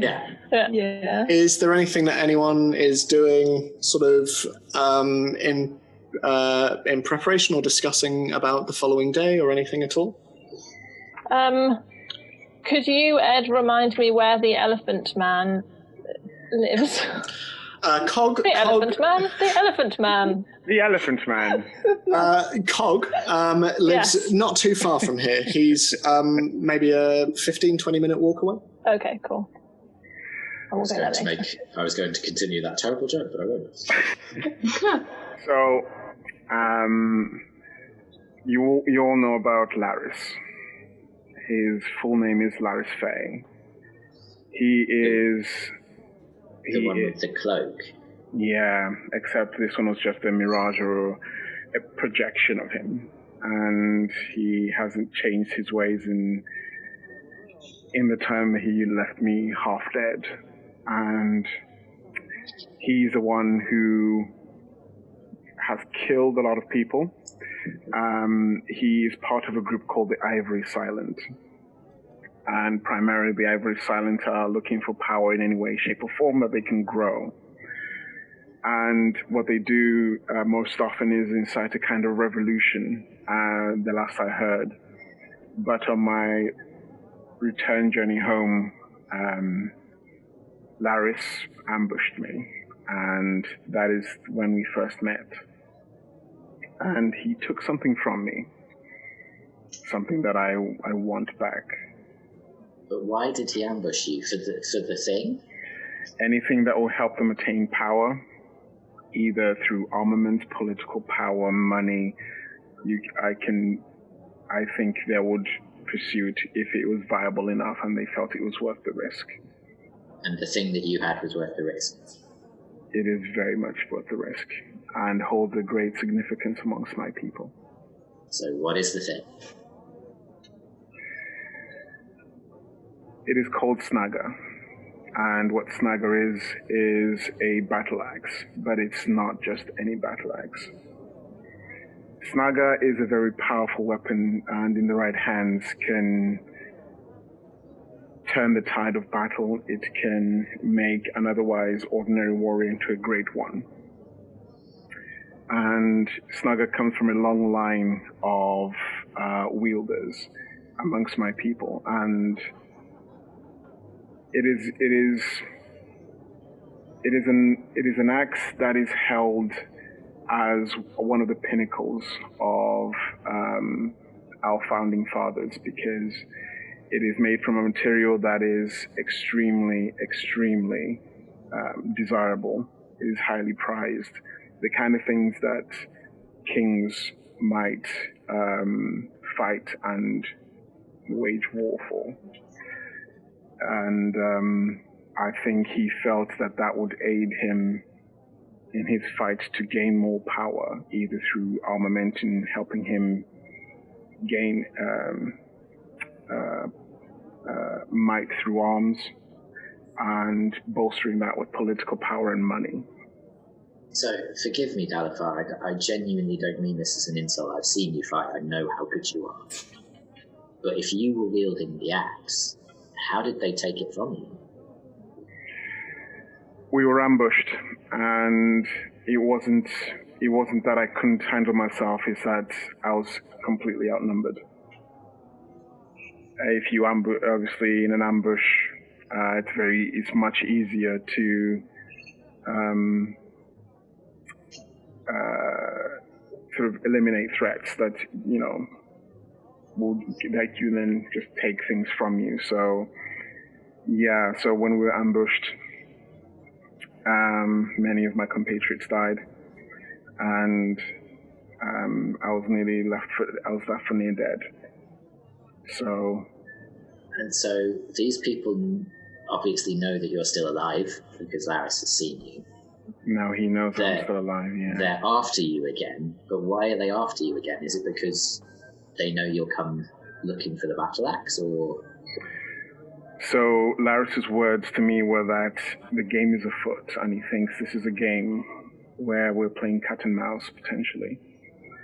And he knows what I am after, and I think he wants to have a bit of a game of it. It's a very dangerous game, and he knows that I'm out for retrieving that. that likes, but at the same time, in his malicious personality, he just wants to have fun, be it with people dying under the guise of the game that he wants to play. Okay. And how is Ikreth connected to them? Does he work with the Ivory Silent, or is he this free agent that he keeps talking about? I think he is part of the Ivory Silent, because the only way that he would know that name and claiming that the Ivory Silent are watching is logically that he is part of it. So, Dalathar, you said that the axe is desired by kings and things. Are you a king? No. I That's am not a king. Okay. But to one who brings Snaga back will be honored as if a king. So you will be a king? Not in the sense that I will rule, but held in the same regard as a king. Okay. I don't understand. Basically, if you are a farmer and you brought Snaga and from wherever it was being held and returned it to its rightful home, you'd go from being a farmer to become a very affluent nobleman. Oh, okay. Or respected in the same way. Okay. And certain advantages that come with that. So we have the Ivory Silent, the First Church, the Bone Carter. Any other groups that we're terrified of and need to know about? Oh, the Skinners as well. That's 4. Has anybody else got one? Well, there's the Knights of the Birch, but they're kind of part of the First Church, I suppose, aren't they? We're quite good at making enemies. No. I already had my enemies before. Yeah. It seems our journeys are becoming more and more perilous by the day. So, Ostafarr seemed pretty sure that we couldn't get into Candlekeep. Why? What did he say? He just said that we wouldn't be admitted. Mm-hmm. Didn't he mention that one needed a gift to enter? Yeah, the book that Terra mentioned. It needs to be a book that they don't already have, I think. Scarlet, do you think they already have the Hutan book? Unfortunately, I've seen his works seem to be widely published. But it's the first book. But it's the first book he ever wrote, so it might be a rarer one.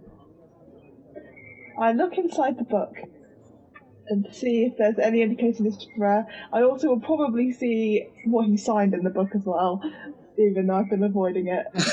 I've got it. It just says, "Safe travel. You'll be a chef yet." Tan Beauchamp. I love being the Chaos Goblin. In terms... Sorry, you tear it apart. I almost tear it apart, but I don't. In terms of the book itself, it looks very similar to the other books of his that you've seen. I would say, at a guess, without having to roll, probably mass-produced. Yes, I doubt this one is particularly well sought after, especially in these academic circles. Okay. Have you ever written a recipe book, Scarlet? I mean, I have my own book, but that's also where I store my spells, so if they were to take it, I would be... Could you make a copy of it? Yeah, hold on. There's some mechanics for this, and I need to look it up. I think it takes quite a long time. Yeah, I can find for you.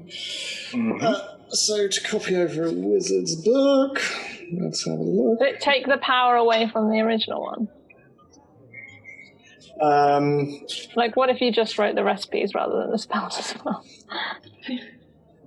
So, spellbook.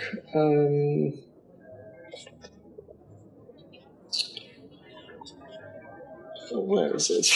It's somewhere. Fascinating viewing. I know.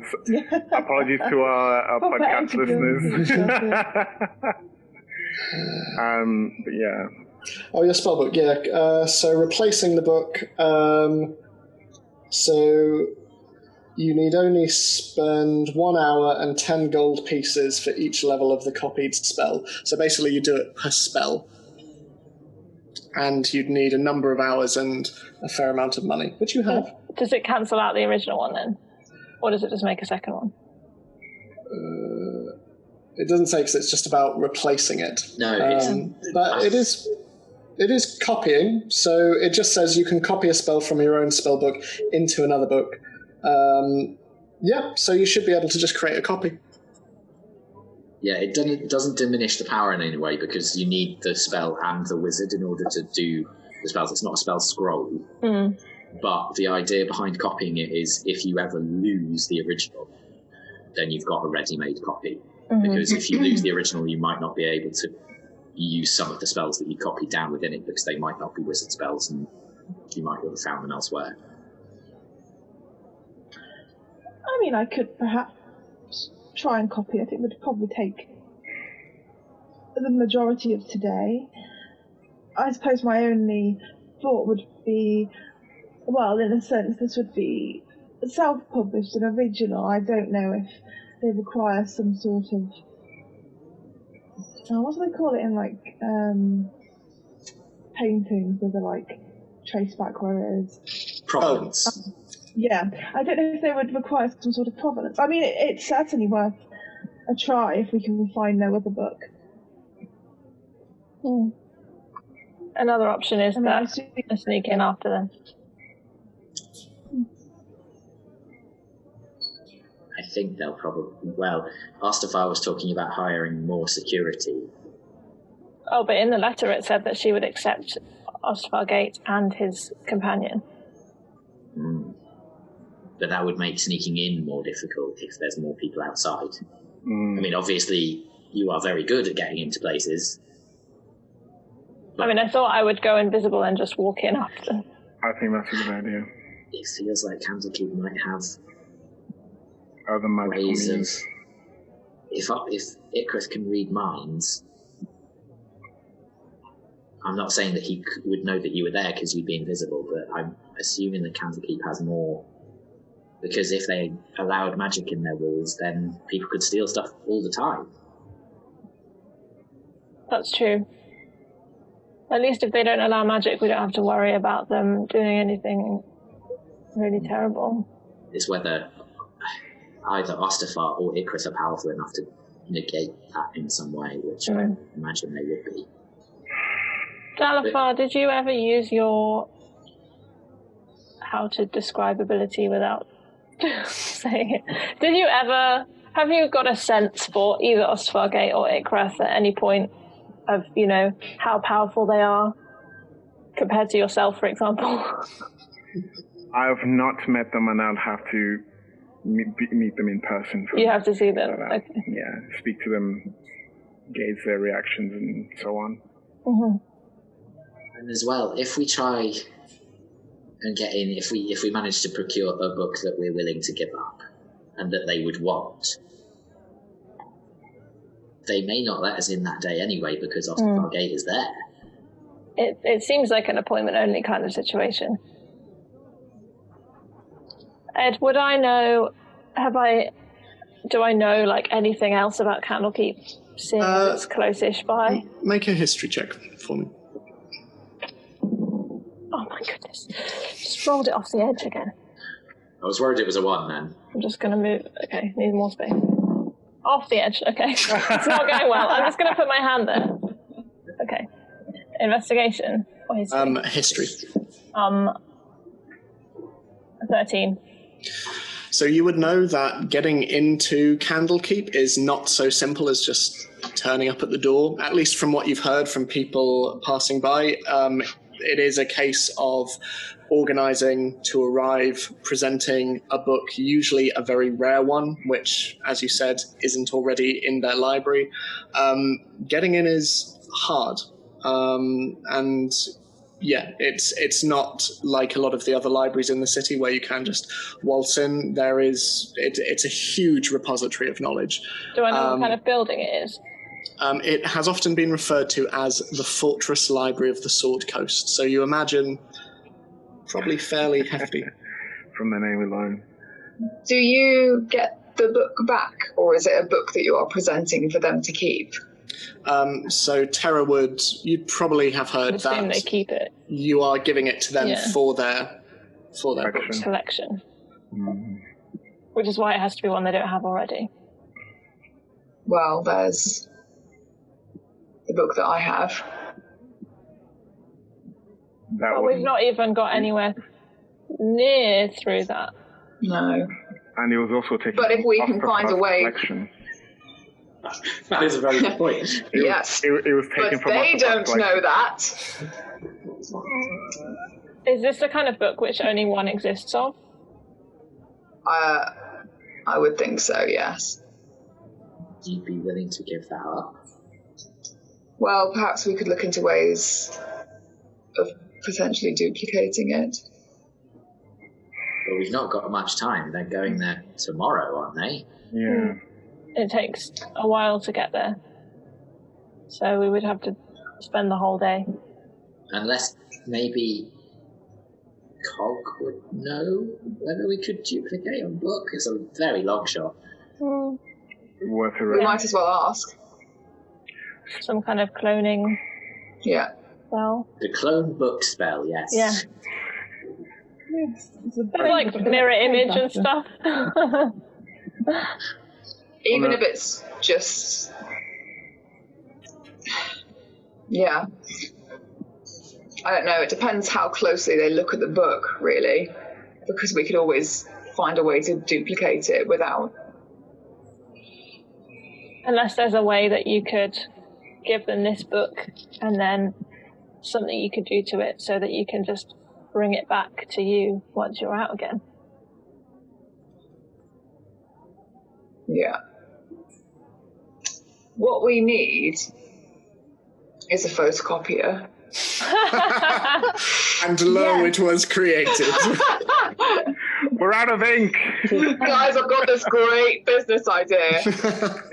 It'll never work. I think going to Cog is a very good idea. Yeah. Yeah. We should do that. He might have a fantasy paper copy. He might have some rare books. He might have As well. That too, yeah. And if he doesn't and he can't duplicate it, then maybe Terra, I know it's relying on a lot, and maybe Terra, you do sneak in invisible and you steal our book back as well. Yeah. Mm. Yeah. Although that's very suspicious and makes it very obvious that it was us. Or does it? I don't know. Not if you stole multiple books. If you stole some other books as well, and you stole those two because they were the one that they want, but if it is a book, because it might not be. Does Cactus Keep only store books? Libraries don't necessarily only store books, do they? Do videos as well. Audiobooks. As a mechanics question as well, on top of that, when you steal multiple books, if you hold the top and bottom, do they all become invisible? Is it just... Oh, okay. Yeah, it's whatever is carried by her. Okay. I like this plan. So, who will go in with the book then? Two of you. We need to make an appointment though. You do. I think, Probably not me. but either Ikrath or Ostafarr know all of us. Yeah, between the two of them, they know all of us.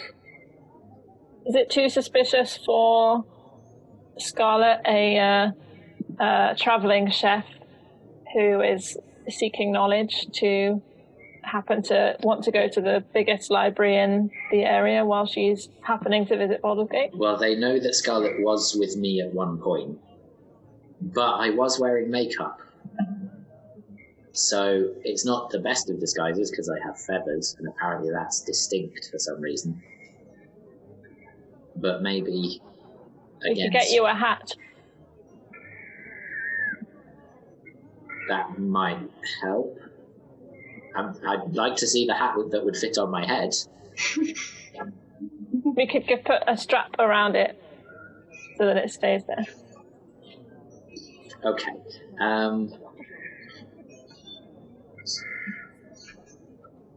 I can see you're thinking about it. Yes, that's what I'm thinking about. I'm not thinking about the idea of calling this a plan, being very generous. I just don't... But Terra, you can use the mask to disguise yourself, can't you? Mm-hmm.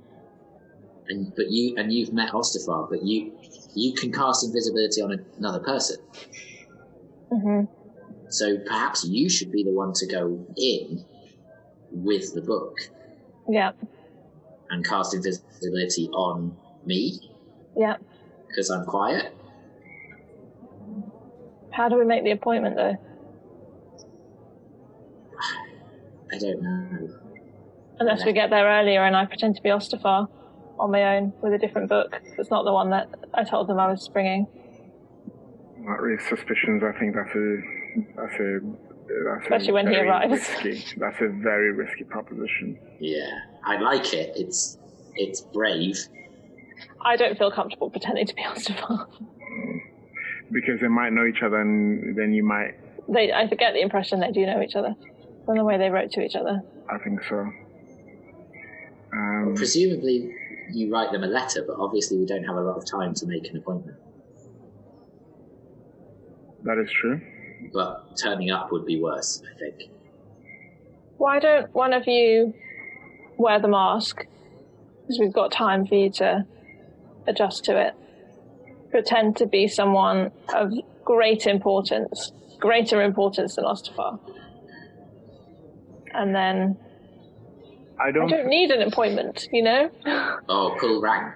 Yeah. Well, I think if the book is worthy enough, an appointment obviously helps, but I think it'd be ludicrous to think that you couldn't turn up with a book that is quite attractive to them, and they can't store it, and therefore they'll still allow you, and you might give you a bit of a waiting time, say come back later in the day or come back the following day or something, but they could possibly.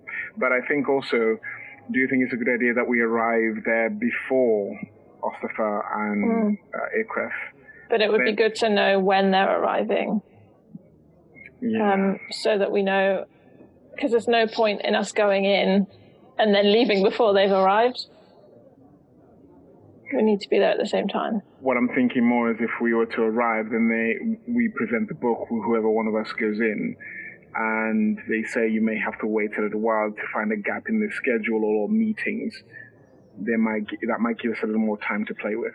Well, but it doesn't matter what we are looking at, does it? No, I don't. And I presume that Candlekeep is a very big library. Exactly. Well, I believe they're going to an extra special. I think she called it a vault. Yes, but if the invisibility works, and that is a big if, because they might have security in place. I think so.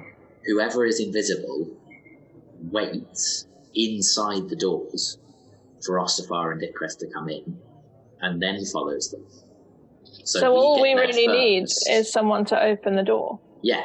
We don't necessarily need anyone else to get inside. So even if we say, here's our donation, oh, I'm sorry that we can't come in, but here is our donation. Yeah. And then leave. If they open that door, Terra, because you can cast invisibility multiple times on yourself, I think you're the best. Yeah. Yeah, you're the best person to do that, because then you can, if needs be, and they haven't arrived. I can stay for 2 hours.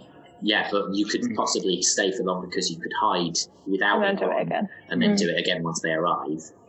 Yeah. One of us turns up with rare book and wearing mask just to cover. Mm-hmm. And then if you get in, that's a bonus. Or should just one of us turn up with the book, Terry, you keep your mask, and then you can disguise yourself as a librarian and just go around when you're not invisible. That's a good idea. Because that'll make your hiding place even better, because you're already supposed to be there. Mm-hmm. Mm-hmm. Similar with the servant camping. The only issue we'll have is if you're right and they have some kind of magical barrier. But I think if that's the case, we had no hope. No. They might have a magical barrier against your invisibility, but the mask is it? It casts disguise self, so technically it's a spell. So we need to find out if Candlekeep has magical defenses. Why don't we go there now? Well, today. Yes, and I agree. Scout it out, and Oriana can maybe use some of her magic detection while we're there. That could work. Yeah. Do we also want to go and see Cog today, just to see whether he might That would be nice, yeah. have a rare book? Yeah. And know... He might know some things about Candlekeep as well. Yeah. He's quite an informed person. Yeah. And thing about possibly duplicating the book if he doesn't have a rare one. Let's do that. Yeah? I think Cog is the first stop. Okay, well, he's closer, so... Well, although, what time is it now, Ed? Sorry. By this stage, it would still be fairly early. It would probably be 10 in the morning, 10 or 11. Does Candlekeep close? I don't think so. It's a library after all.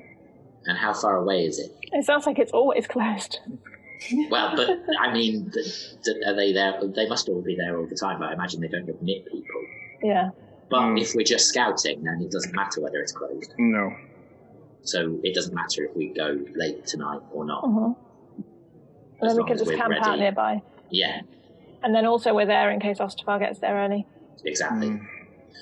Yeah, so go to Cogs, ask him various questions, see if he can help. Then go and scout out Candlekeep. Yes. Let's do that. I've written this plan down. Before we go, Ori, do you want to speak to your friend? Oh yeah, the other threat. Okay, yeah. I mean, if it saves time, I can speak to him while you... I mean, do you want to go see Cog? We could do that at the same time. Yeah, but I can go speak to him. But it's your book, so I thought you might want to be involved. It's okay, I trust you to look after my book. I was going to ask if you wanted me to come with you or to speak to the guy, because I can usually work out how, some key information about people after just sort of speaking to them and reading their body language. Trying not to metagame and say, I can just look at a person for 1 minute and I can tell what they want. Perhaps it would be wise if you were nearby. Just out of game, Ed. So, know your enemy is when I'm actively engaged in a conversation with them. Yeah. Yeah. Okay. Sorry, is that you stating that as a fact or asking me? That's me asking a question, because I think it is. No, I think you can just observe them. Okay, yeah. All right. Observing. Observing. Yeah, observing or interacting. Noise! Okay, I'll be nearby. Yeah. Okay. While the others go to Cog. Okay, so as you prepare for this very overwhelming and somewhat risky plan, we're going to take a break there. So we'll be back in a bit. We're going to have some much-needed refreshments, but we'll be back in a couple of seconds. So see you in a bit. Bye-bye. See you in a minute, guys. Hi, I'm Jessica. You've been watching Dungeon Manager. Hi, I'm Ed. You have been watching Dungeon Manager. Indeed. If you're watching PewDiePie, you've gone too far. Please give us a like and subscribe. And you can also check out our Patreon below, and if you'd like to support us in any way, it would be massively appreciated. Fantastic. Now, back to the good stuff, I guess. Yeah, back to good stuff. Good stuff. That's done.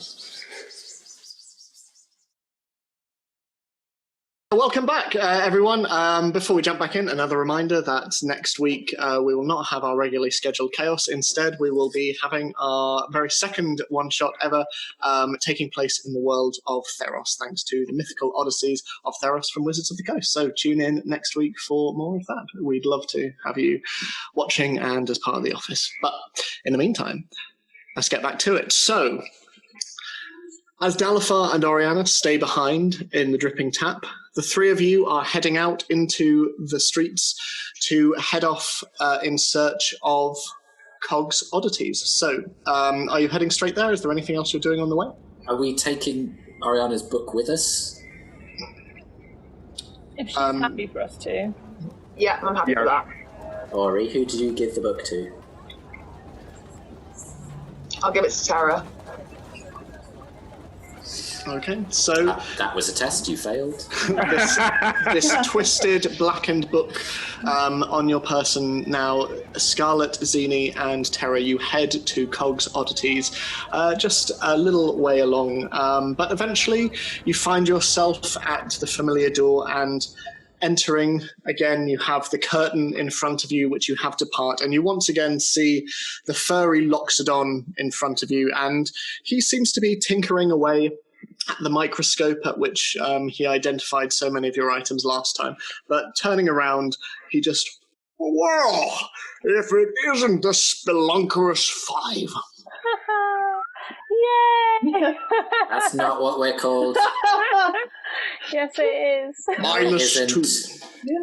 How can I help you? We have a number of questions.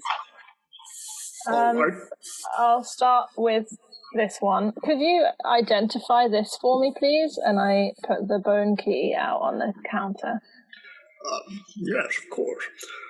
And he heads over to his microscope, and he's there for a little while, sort of twisting the various brass cogs and handles and switches there are on it, and while I stall for time, while I find the item in I'm going to come and get the item. But after doing so, she's gone.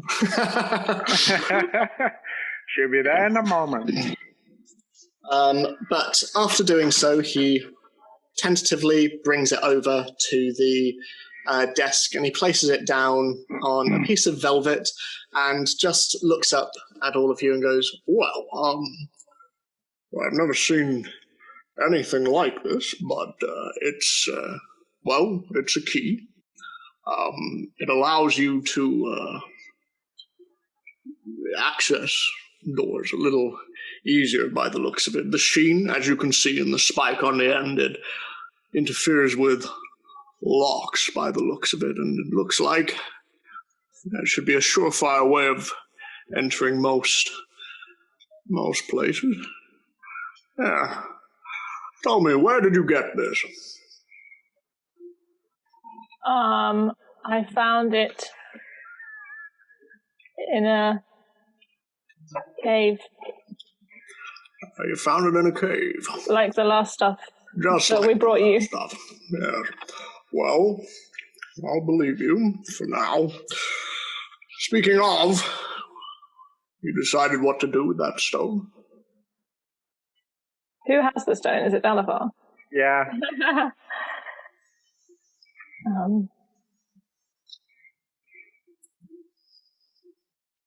Of course, none of my business if you don't want to tell.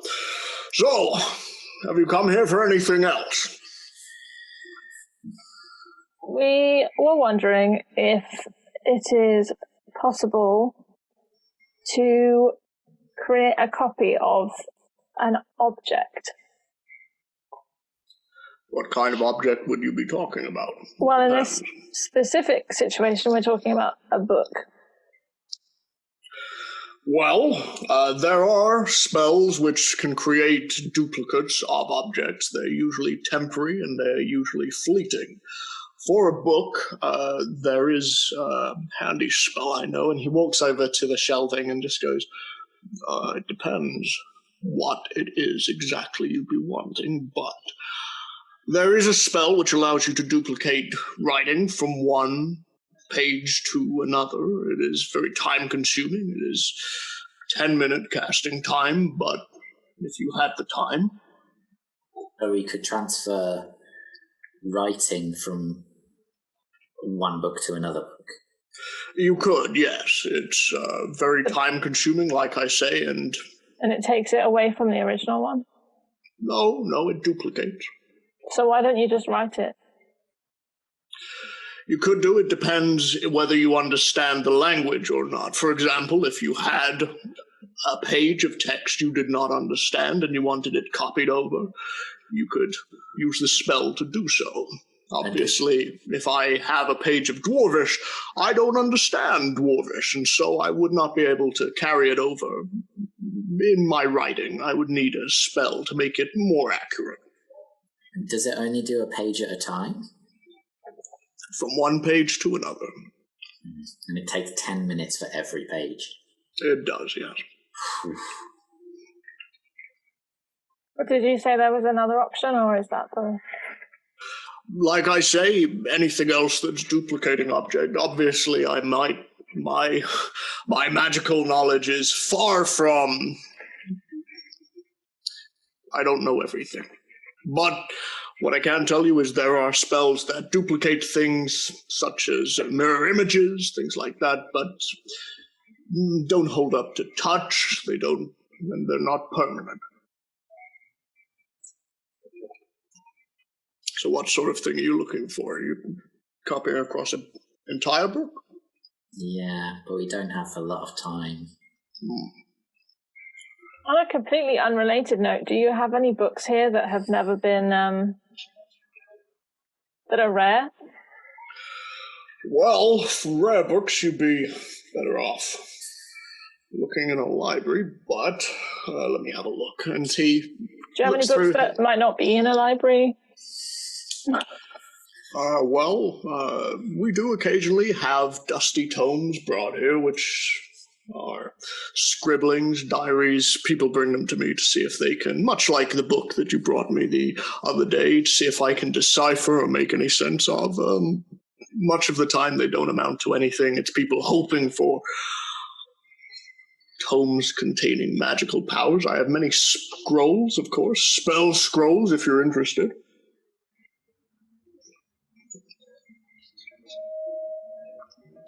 On another unrelated note, Okay. do you know anything about Candlekeep? Candlekeep, well, other than the fact that it is one of the most revered repositories of knowledge this side of Faerun, it's remarkable. I've heard not many people I know have been able to go, but why? Are you planning on a fleeting visit? Fleeting, yes. So what do you need to know? I've heard rumours about the fact that you can only get in if you bring a book that they don't have already. I've heard the same. It's an offering to be able to allow them to bolster their already very, very impressive wealth of knowledge. So you would have to contribute something, as it were. Yeah. Do you need to make an appointment? Well, I should imagine so. I mean, for one, it's so far away from any city that, obviously near to Baldur's Gate, but even then, people who go, they tend to stay for no more than a 10-day, I believe.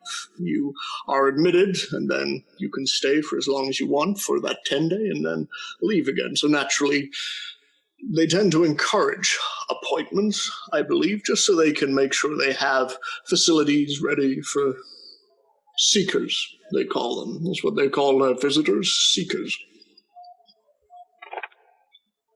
Is there any other way in? Well, other than that, they don't call it a fortress library for nothing.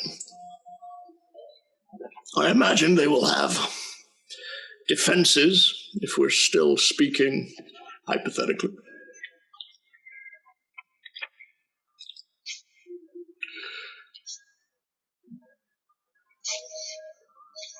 Well, thank you.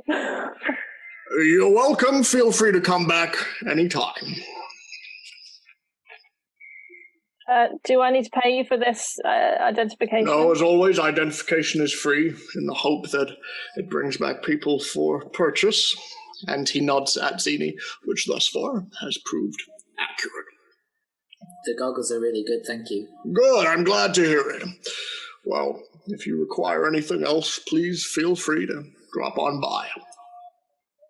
Could I just have a brief look around and see if there's anything interesting? Yeah, sure. Anything in particular that you're looking for, or? No, just weird stuff. Okay. You find some weird stuff. Let me get out all of my cards. So, you see a number of different potions around. There are healing potions, there are potions of speed, all of which are very clearly labelled. You see an elixir of health, which allows you to lift any diseases. Over in one corner, you see a lantern which sort of looks hooded, but underneath it is clearly marked Lantern of Revealing. And you see some other things. You see oil of slipperiness. You see a number of different spell scrolls. You see some universal solvent, something you are familiar with from your time in Waterdeep. And you see an ever-smoking bottle, which, as you look in, it is a black orbed sort of glass with a stopper on top, and inside you just see black mist sort of moving around. There's quite a lot here, and a lot of it is not as well ordered as the other things you've seen, but yeah. Cog, how much would this potion of speed be? Let me just have a look in my inventory. Is your inventory called the Dungeon Manager's Guide? It's called my photocopy. Potion Fantasy of photocopies do exist. That would be 400 gold.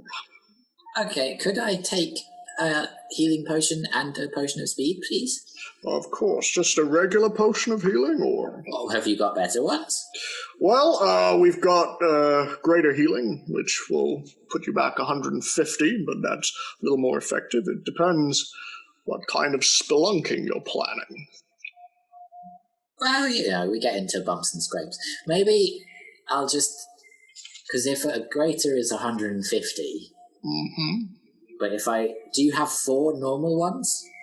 I do. I could maybe make the 4th one free if you're buying all of that. Well, that'd be great if you're willing to. Absolutely, anything for returning customers. So for the potion of speed, that'll be 400, and then an additional 150 for the other 4 potions. Lovely. So 550 altogether. Mm-hmm. Okay, thank you. Not a problem. Glad to be of assistance. What were the 2 items that you said there were? The oil and the something else? So there's the oil of slipperiness, which I can describe what it does if you like. So it can cover a medium or small creature, so it takes 10 minutes to apply. The creature who has the oil on them has the effect of the freedom of movement spell for 8 hours, or alternatively you can pour it on the ground, which covers a 10-foot square, and it duplicates the effect of the grease spell on that area for 8 hours. What's the freedom of movement spell? It's basically super fast, but let me just double check. So freedom of movement, so yeah. Unaffected by difficult terrain, and spells and other magical effects can neither reduce the target's speed nor cause the target to be paralyzed or restrained. I know. Ooh.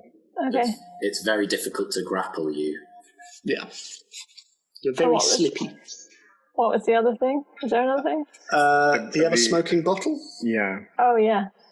Yep, so you use the action to remove the stopper. A cloud of thick smoke pours out in a 60-foot radius from the bottle, so it counts as heavily obscured, and each minute the bottle remains open, and within the cloud, the radius increases by 10 feet to a maximum of 120 feet.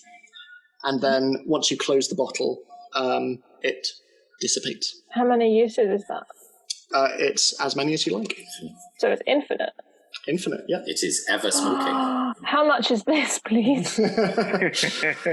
Cog, once again, takes out his photocopy, his suspicious duplication that he told us was very expensive. That would be 1,000 gold. It puts you back a fair amount. Goodness, that's almost all of my gold. But, 1,000. I have money in the bank, I assume. Yeah, you do. I'll take it. Okay. Sort of very delicately taking the bottle off the shelf and handing it, he just sort of goes, be careful, be careful, be careful, and hands it over to you and just goes, whatever you do, try not to drop that. Okay. Oh no, if you drop it, that means, oh wow. Because you can't close it. Infinite smoke. The end of the world. Only for 120 feet. It's not too bad. Yeah. What's it called again? Smoking bottle. The ever smoking bottle. Mm-hmm. I'm just imagining a bottle with like a cigar. Hey, what you looking at? Get out of here. I'm the ever smoking bottle, see? Smoking a crap? I got it, yeah. So, is there anything else you want to do while in the shop? I don't think so. No, it doesn't sound like he's got the kind of books we want. Okay. I'll give Jess an opportunity to see if there's anything she wants to purchase when she gets back. Okay, yeah. So, where are you headed after this, then? Back to maybe look for a library? What, to see if there's any special books? Yeah, well, because we can't duplicate Ariana's book in any way, and she's not. We can't ask her to give it up. She still needs time, and you need to translate more of it for her. Yeah, unless we just create a ruckus so that they open the door. Why would they not secure the door more? Yeah. If there was a ruckus. Well, we could still knock on the door and hold their attention for a while. And then you could just slip in. If that's all we need. But obviously, if we could give them a book, then there's a small chance you might still be able to get in. And this is assuming that we won't need Candlekeep in the future. Why do you think that they would? Well, we don't know who we might run into. We don't know whether we might need their resources or their friendship at any point. We don't want to burn bridges unnecessarily. Yeah. And, you know, I'd prefer for us to be as friendly as possible. We are sneaking in and you could knock on the door things. And ask for lots and lots of information about what they are without needing access. I could. I don't know a lot about it, so I could ask lots of questions. I have lots of questions. And presumably they could lend me somebody for a bit, even if I've not got an appointment, just to answer my questions, and then I can say, I know of a book, I will go and get it. Blah, blah, blah. Yeah. Yeah. I mean, I'm not a very good liar. But I do have lots of questions, so maybe they'll just believe that. So you won't be lying? Exactly. So I just won't mention the book part. Yeah. That's a reasonable fallback, I hope. Okay, so as you head back to the dripping tap, all three of you, Oriana and Dalifar, as you exit the room, Dalifar, you point out the table at which Eli still sits, still reading his paper. And what are you doing? I turn to Ori and say, I'll find a spot to just observe for a while, and if you want to talk to him.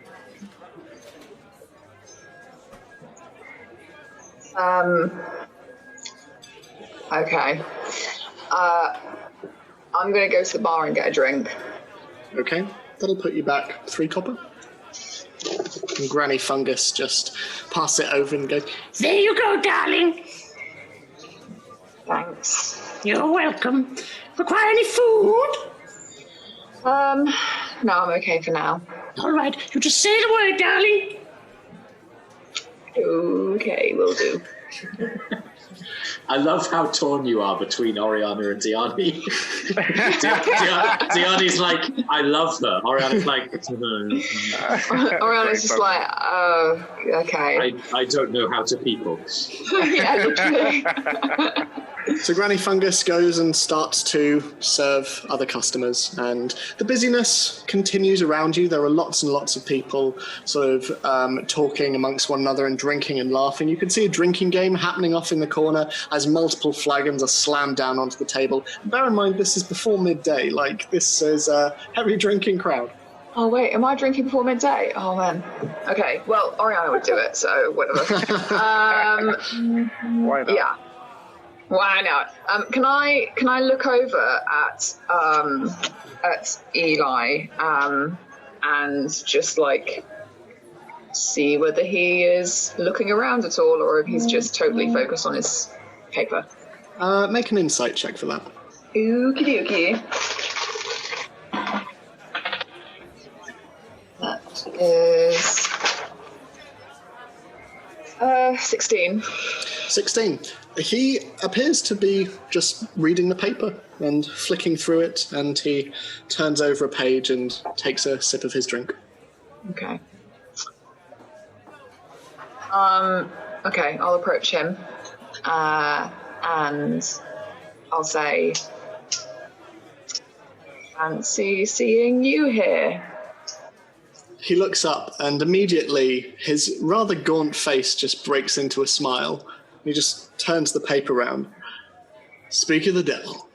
And he looks down at the paper, and I assume that's you, right? No. Oh, okay.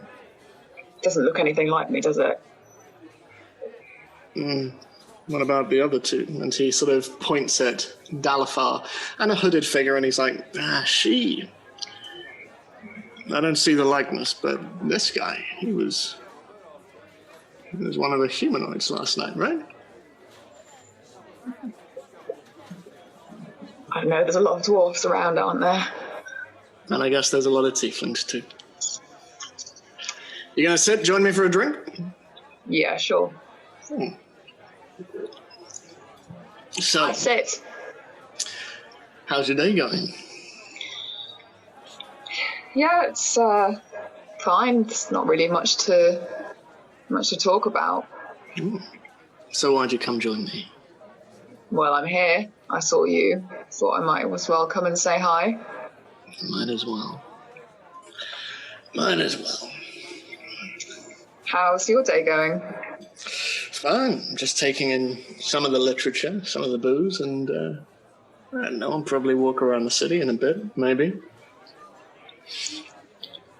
So, what are your plans? Like, why are you here? I already told you that. I'm just here looking for answers. Answers for what? Make a persuasion check.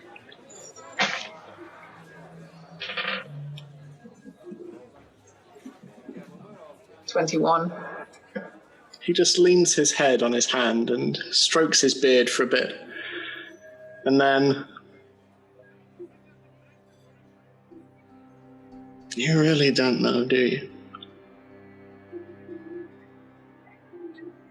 Is there something I'm supposed to know?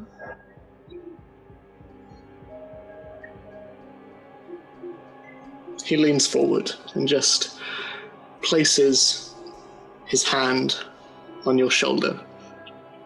As he does so, you feel his grip is tight. And he starts to press his thumb down, gently at first, but just above your collarbone. He just presses a bit, and as he looks at you, you really don't remember, do you? It's amazing to me. Is it that commonplace? Look, I don't know what you're talking about, so if you could He elaborate. presses a little bit more, and you feel his thumb just press a little more against your collarbone, and specifically just above the small scar on your collarbone, underneath your armor. Yeah, you do. I think you do.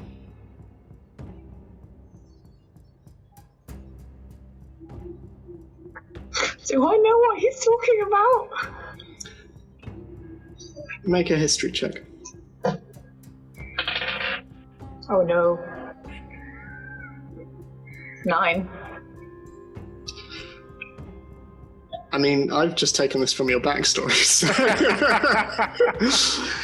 He's pressing against the scar on your collarbone, and he just presses slightly, and as he does so, he goes, I mean, I'd say I'm hurt, but I'm sure I'm not the only one you've hurt before. Certainly not all from I've seen.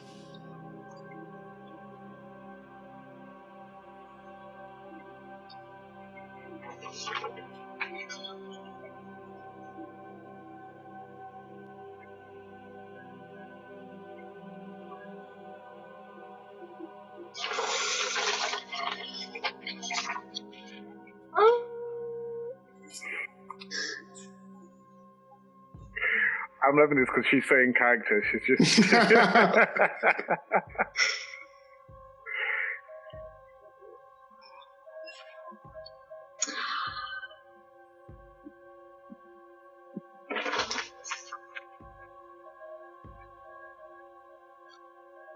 Huh. How old are you? About 28.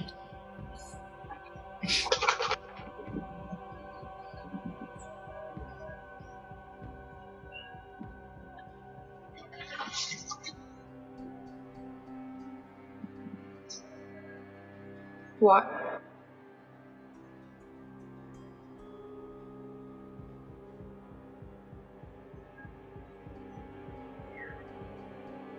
Why are you...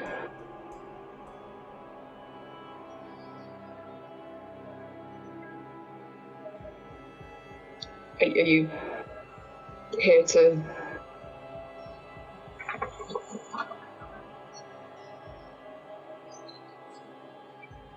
seek revenge?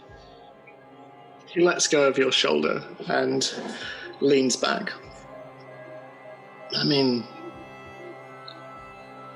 what would you do, Ori? It's weird. All of this time, I've just been running after this nameless tiefling. And then I find out your name. And it's so normal.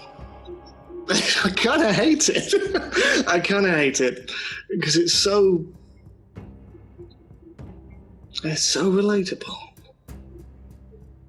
Now you're sat before me and you're just this person. It's kind of disappointing.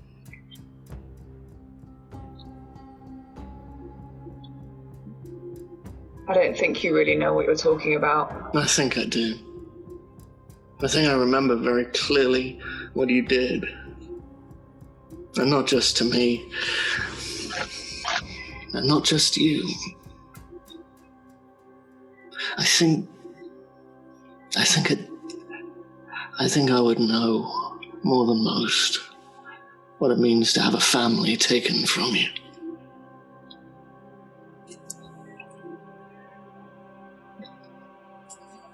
Look, I think that if you're looking for some kind of vengeance or something like that, you're coming after the wrong person. Yeah? What makes you say that?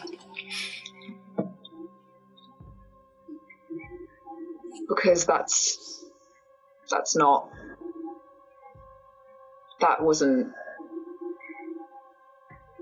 That's not me. That's not you, is it? Is that right? No. You've changed so much in these 20 years. Is that what you're telling me? Yeah. Yeah. I don't buy it. I see you sat here with your swords and your armor.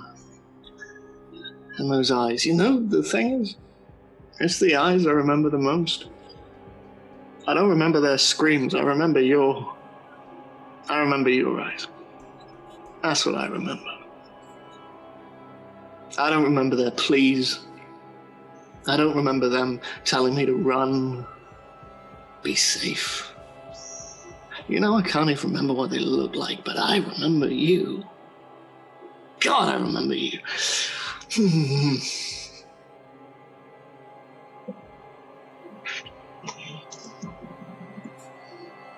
I let you go, didn't I? No, you didn't. That mark on your collarbone. I stabbed you. I was a little kid and I stabbed you and I ran.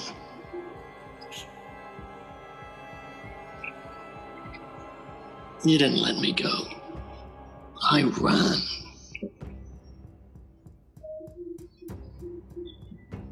Look, like I said, you don't know what you're talking about and you're not coming after the right person. All right. What do you think, that getting rid of me is going to solve the problem? So what is the problem then? I don't know. Why don't you tell me? I'd say out in the world there is still a little boy who is living without his parents. There's a hole there. There's a lot of people who are living without their parents. Yeah, don't I know it? It might be petty, but what can I say?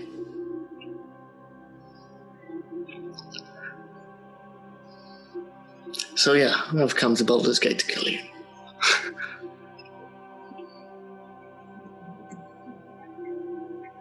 Good luck.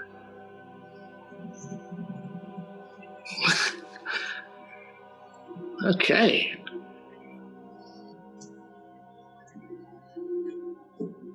Okay. Well, if you're hoping for a throwdown now, I gotta say, and he looks round at everyone. I'd rather we didn't put others in danger.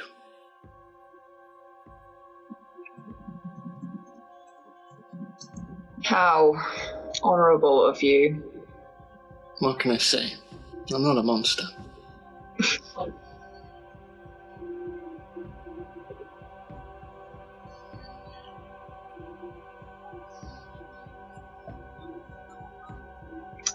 Well, lovely talking. You too. I'll see you soon. Sorry. I will. You say you're the wrong person, but I don't know. From where I'm sitting, you seem all right to me. And you say you're not a monster, but from where I'm sitting, well,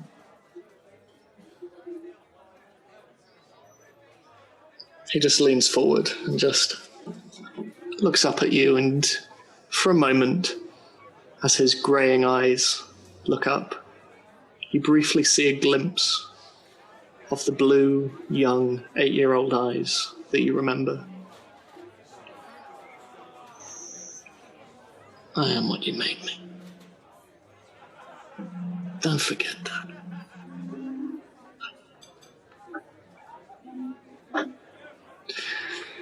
And tell your dwarf friend to stop watching me. It's creepy. I get up and go over to Dal.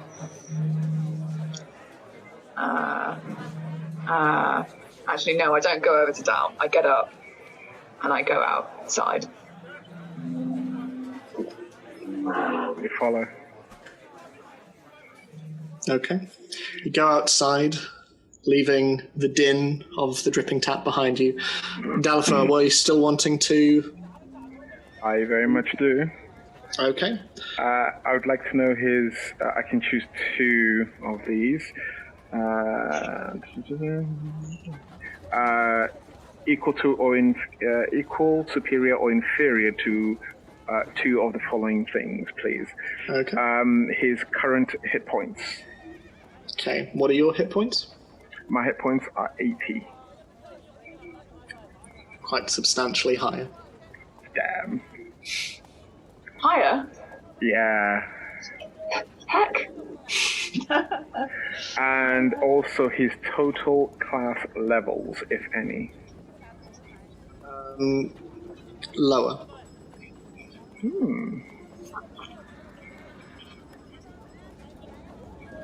Okay.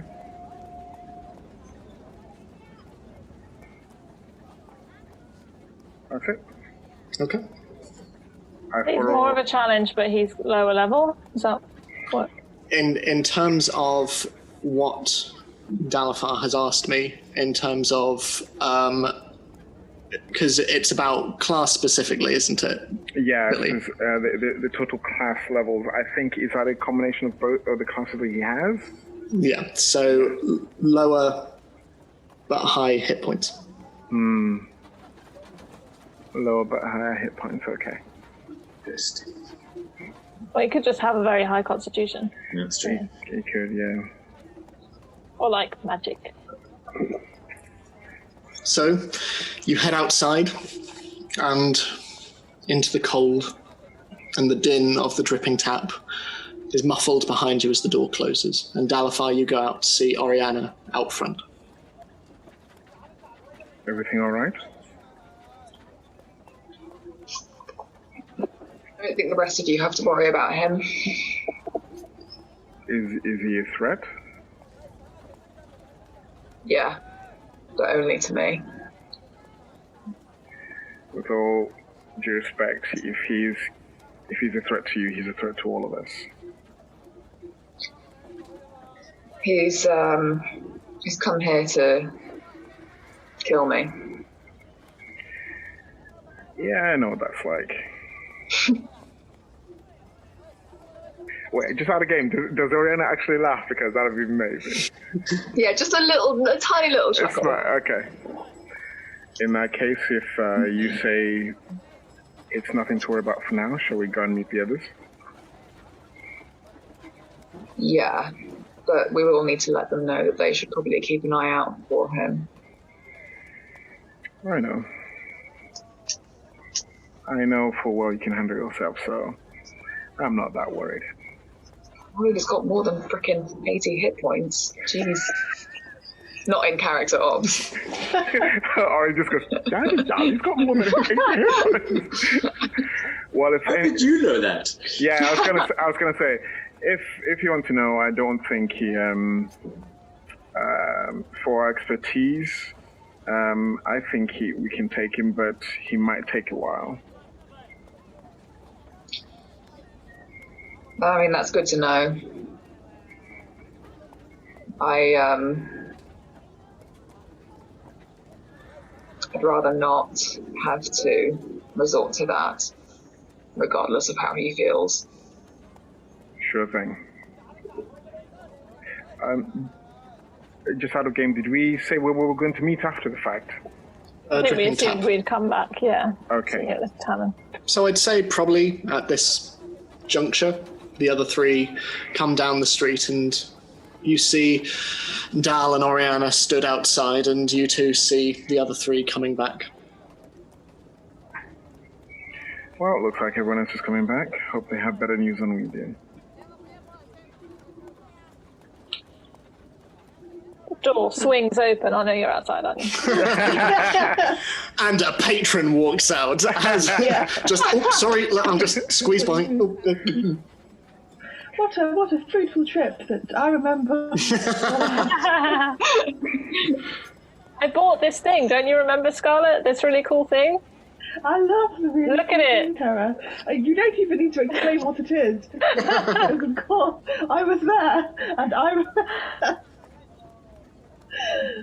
is it very cool? It is very cool. I spent all my money on it. Oh my god. Yeah, while you were perusing the shop, I purchased this bottle of the ever smoking bottle, which basically is like smoke when you unstop it. Oh, that's very good for stealth.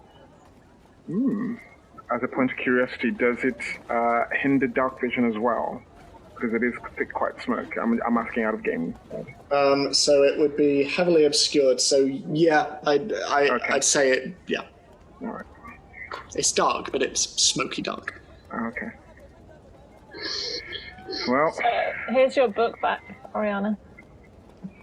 Thanks. We didn't really get anywhere with it, though. I'm afraid. I think we might need a backup plan.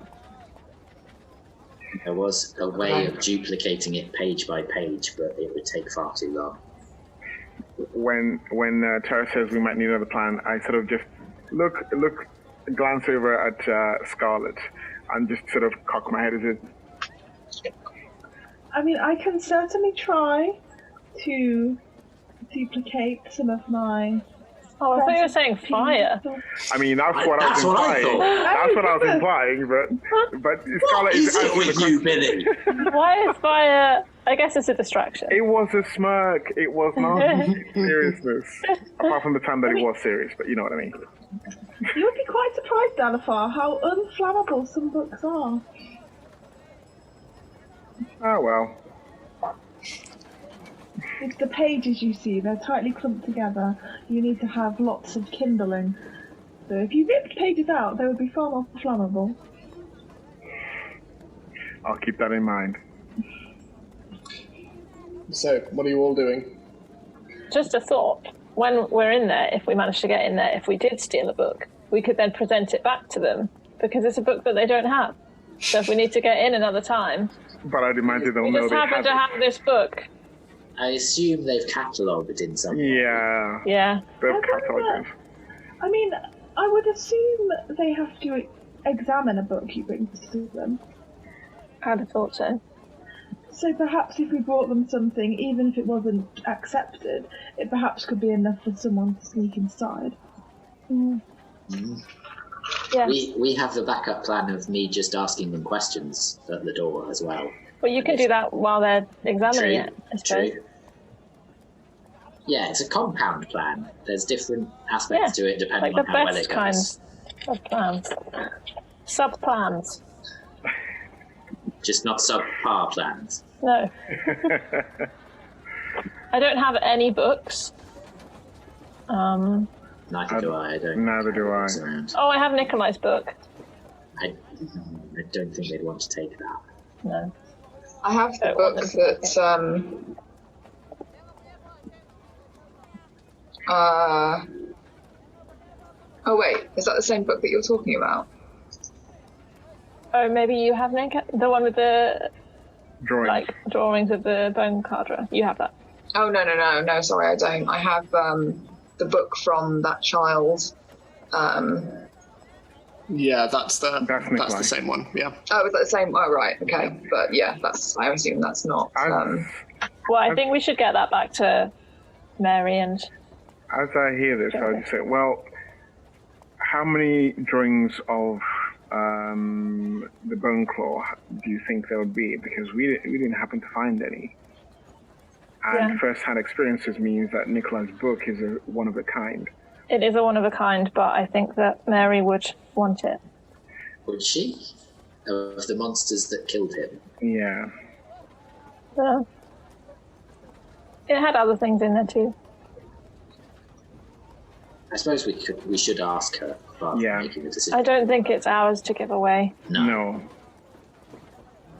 But it's perhaps asking Mary, because if she wants it back, then by all means. But if she doesn't want it, because it reminds her of that horrible incident, then we could ask. Maybe her family have some books that they don't have at Candlekeep. How about perhaps going back to the Idlewind Manor? Because I assume Thomas would have had a library of books that may not necessarily have been available to everybody, because we didn't take a look around. I don't think that's a good idea right now. If we had more time, yes, but I feel like going back and asking Mary for a favour is really pushing our luck. No, absolutely. I know you're friends, Tara, but I don't think she's needing space right now. Okay. Yeah, so I don't think that's a good idea. In that case, there's also yeah. There's also the issue of the press, of course. They will be quite numerous in Upper City, and the building is probably cut off right now. And if we turned up to the Idlewind Manor again, shall we then just head to Candlekeep, because otherwise we'll make good time tonight, and then hopefully tomorrow we'll have maybe half a day's leader on Ikrith and Ostafarr.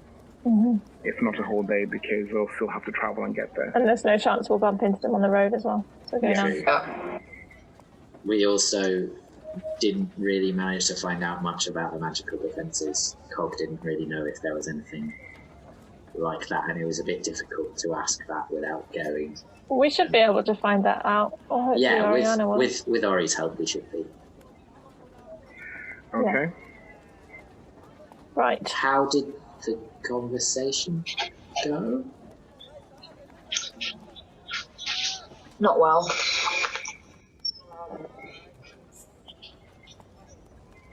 He's a formidable person, but I'll leave it to Ori to decide how we deal with him. Is he dangerous? He is. He could be dangerous to me, but not to everyone else. Well, I think he would be, because you don't think we'll stand aside and let him get to you, do you? I smile ever so slightly, but turn my head. Do I notice a smile? In that very subtle way that you just did. Yeah. So you see her just smile ever so slightly. Okay. In that case, shall we make a bid for Candlekeep? Yep. Yeah. Okay, so using the horses that Roland bought you back when you headed out to the Wood of Sharp Teeth, is Rudigan coming with? Yes. Okay, so you begin your journey out of the city. Can I? Yes. As we're getting the horses, I buy some grain from the stable to take with us. Okay, sure thing. That will put you back 2 copper. Okay. So, as you're walking through, you make your way through the steeps and through Heapside on your way to Eastway.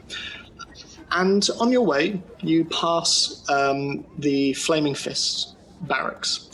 And as you're riding, Terra, your eyes sort of glance over in the direction of the place that you had lingered out of a few days prior. And Zini, you also take note. There are a couple of individuals stood outside, gold and red sashes on. It is the uniform of the library guard from the vaults. And you see outside they seem to be holding a white horse that Ostafarr rode away from the wilting snowdrop. And you pass as they just see you and nod, and they continue talking amongst themselves. But you continue going, and eventually you make your way to the Basilisk Gate, and you ride on out. You ride. You ride along the coastline, grey clouds above. Now, Dalathar, obviously you were told that it was little more than an hour's ride. And as you ride and continue doing so down the coastline, the sea of swords raging to your right as you do so, you get the impression that this person probably has never been to Candlekeep, as the ride is quite substantially longer. But you continue. You ride and you ride, until eventually ahead of you a vast and craggy peninsula juts out from the coast, and you see freezing waves crashing against the cliffs below. And looming above this, as you ride closer, silhouetted against the sea of swords stretching off into the horizon, you see the great library of Candlekeep. Though, true to what you have heard about it, probably more accurate to call it a fortress. Impressive grey towers and spires jut upwards, some connected with covered walkways and arches, and you see red flags unfurled and fluttering high against the strong sea winds, displaying a castle over a flame. And around this, you see an impressive grey outer wall encircling the fortress, and built into this, as you approach a little closer, you can see a giant gatehouse, on which there is a giant set of black metallic doors that loom above the individuals that you see in a small semicircle in front of the gate. So this is what you see from a distance. It is not unakin to, in design, a birthday cake, a many-tiered birthday cake with candles around the outside. Can I have done 2 things on the journey, please? Of course. So the first thing I'd like to do, if possible, is to attune to this key thing. Okay, sure Can thing. I do that? I don't know, maybe it has to take longer since I'm riding a horse, but... With the time that you have, you can absolutely do that on the journey. It takes around 3 to 4 hours to ride. Okay.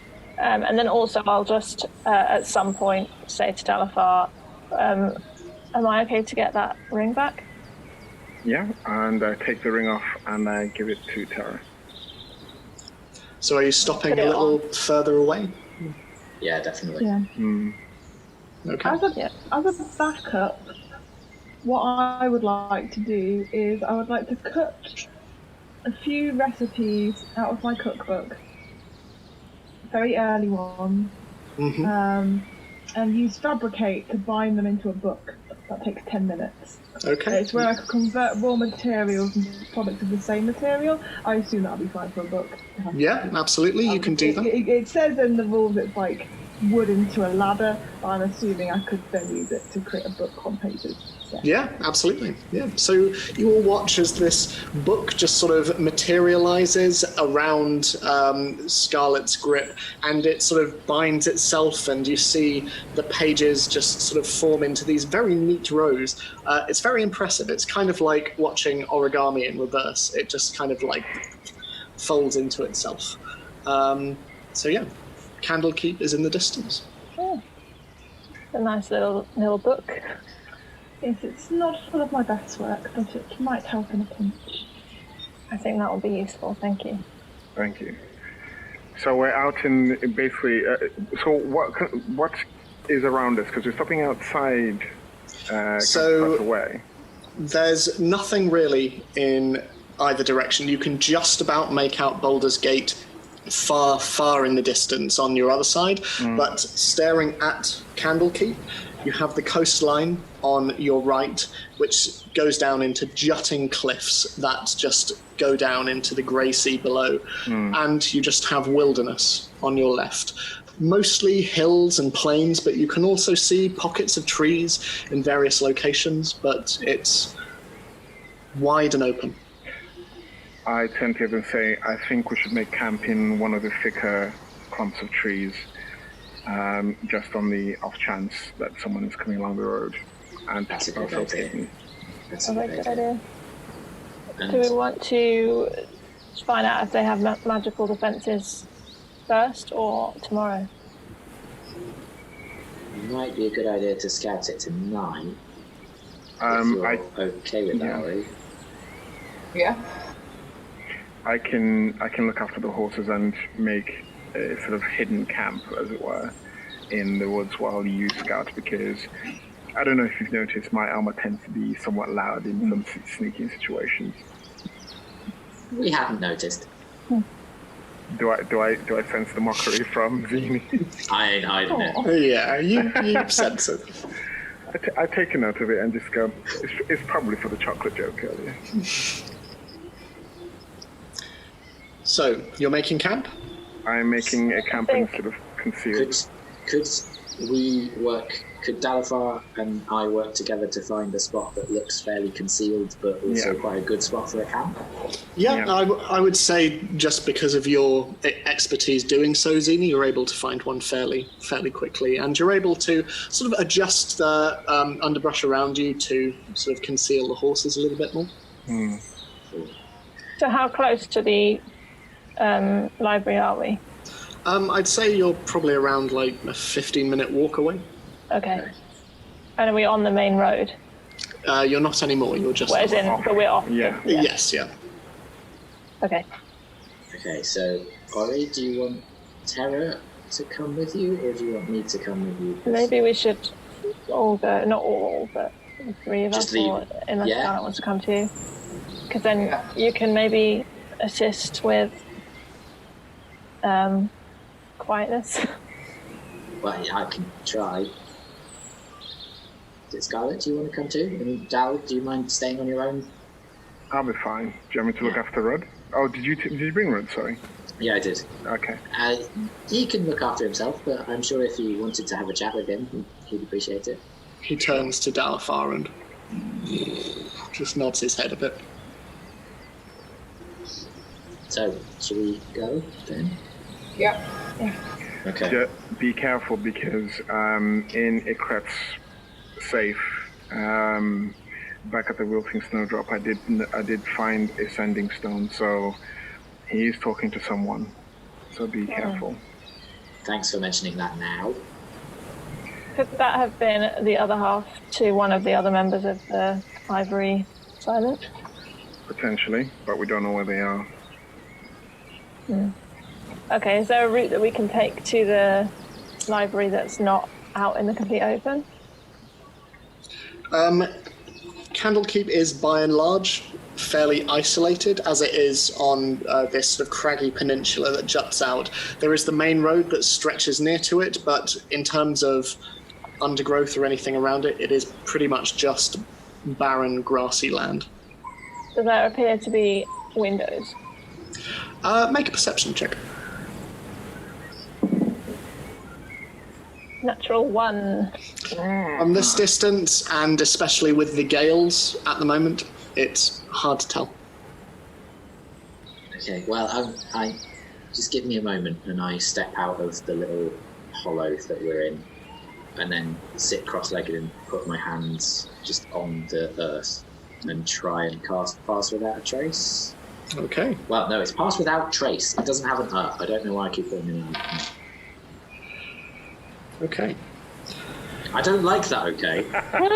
Zini, as you place your hands upon the ground, you feel the earth, and you grip your hands in ever so slightly. And then you start to listen. You start to hear and listen.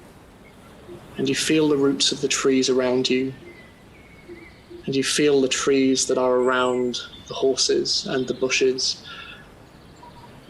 And you hear noises that you're not accustomed to hearing, but as you listen, and as you sort of peek a glance up, you can see that just up in the branches, there is a cobweb being made. And in its center, there is a spider constructing it. And you seem to take in every single spiral, every single pattern, every single strand of web. And as you do so, the tree seems to get somehow larger. And as you're focusing on this spider, you can see the spider is getting further and further away. And as you look at your hands, you can see that they are coming together and creating a weird 10-pronged shape. And then your hands slowly start to come together, and the scales seem to fold over one another, and your thumbs seem to meld, leaving only 8 fingers just squiggling and squiggling. And as you're looking, you're seeing that they are no longer fingers. You are getting smaller and smaller, and your hands come into your body, and your body is no longer larger than your hands. It is getting smaller and smaller, and you look behind at your legs. There are no legs. There are only your fingers. There are 8 fingers. Your fingers are legs. Your fingers are legs. You are looking as hair comes out from underneath the black scales and the bronze scales, and as you get smaller and smaller, suddenly even the blades of grass tower above you. And as you look around, you become very aware that you have turned into a spider. Oh no. I say bollocks in spider. And that's where we'll end the session. Oh no. No. It's a way of passing without a trace, I guess. Doesn't help the others, Wait. does it? Is he a big spider or a little spider? Like, is he a spider size? We'll find out next session. Yeah.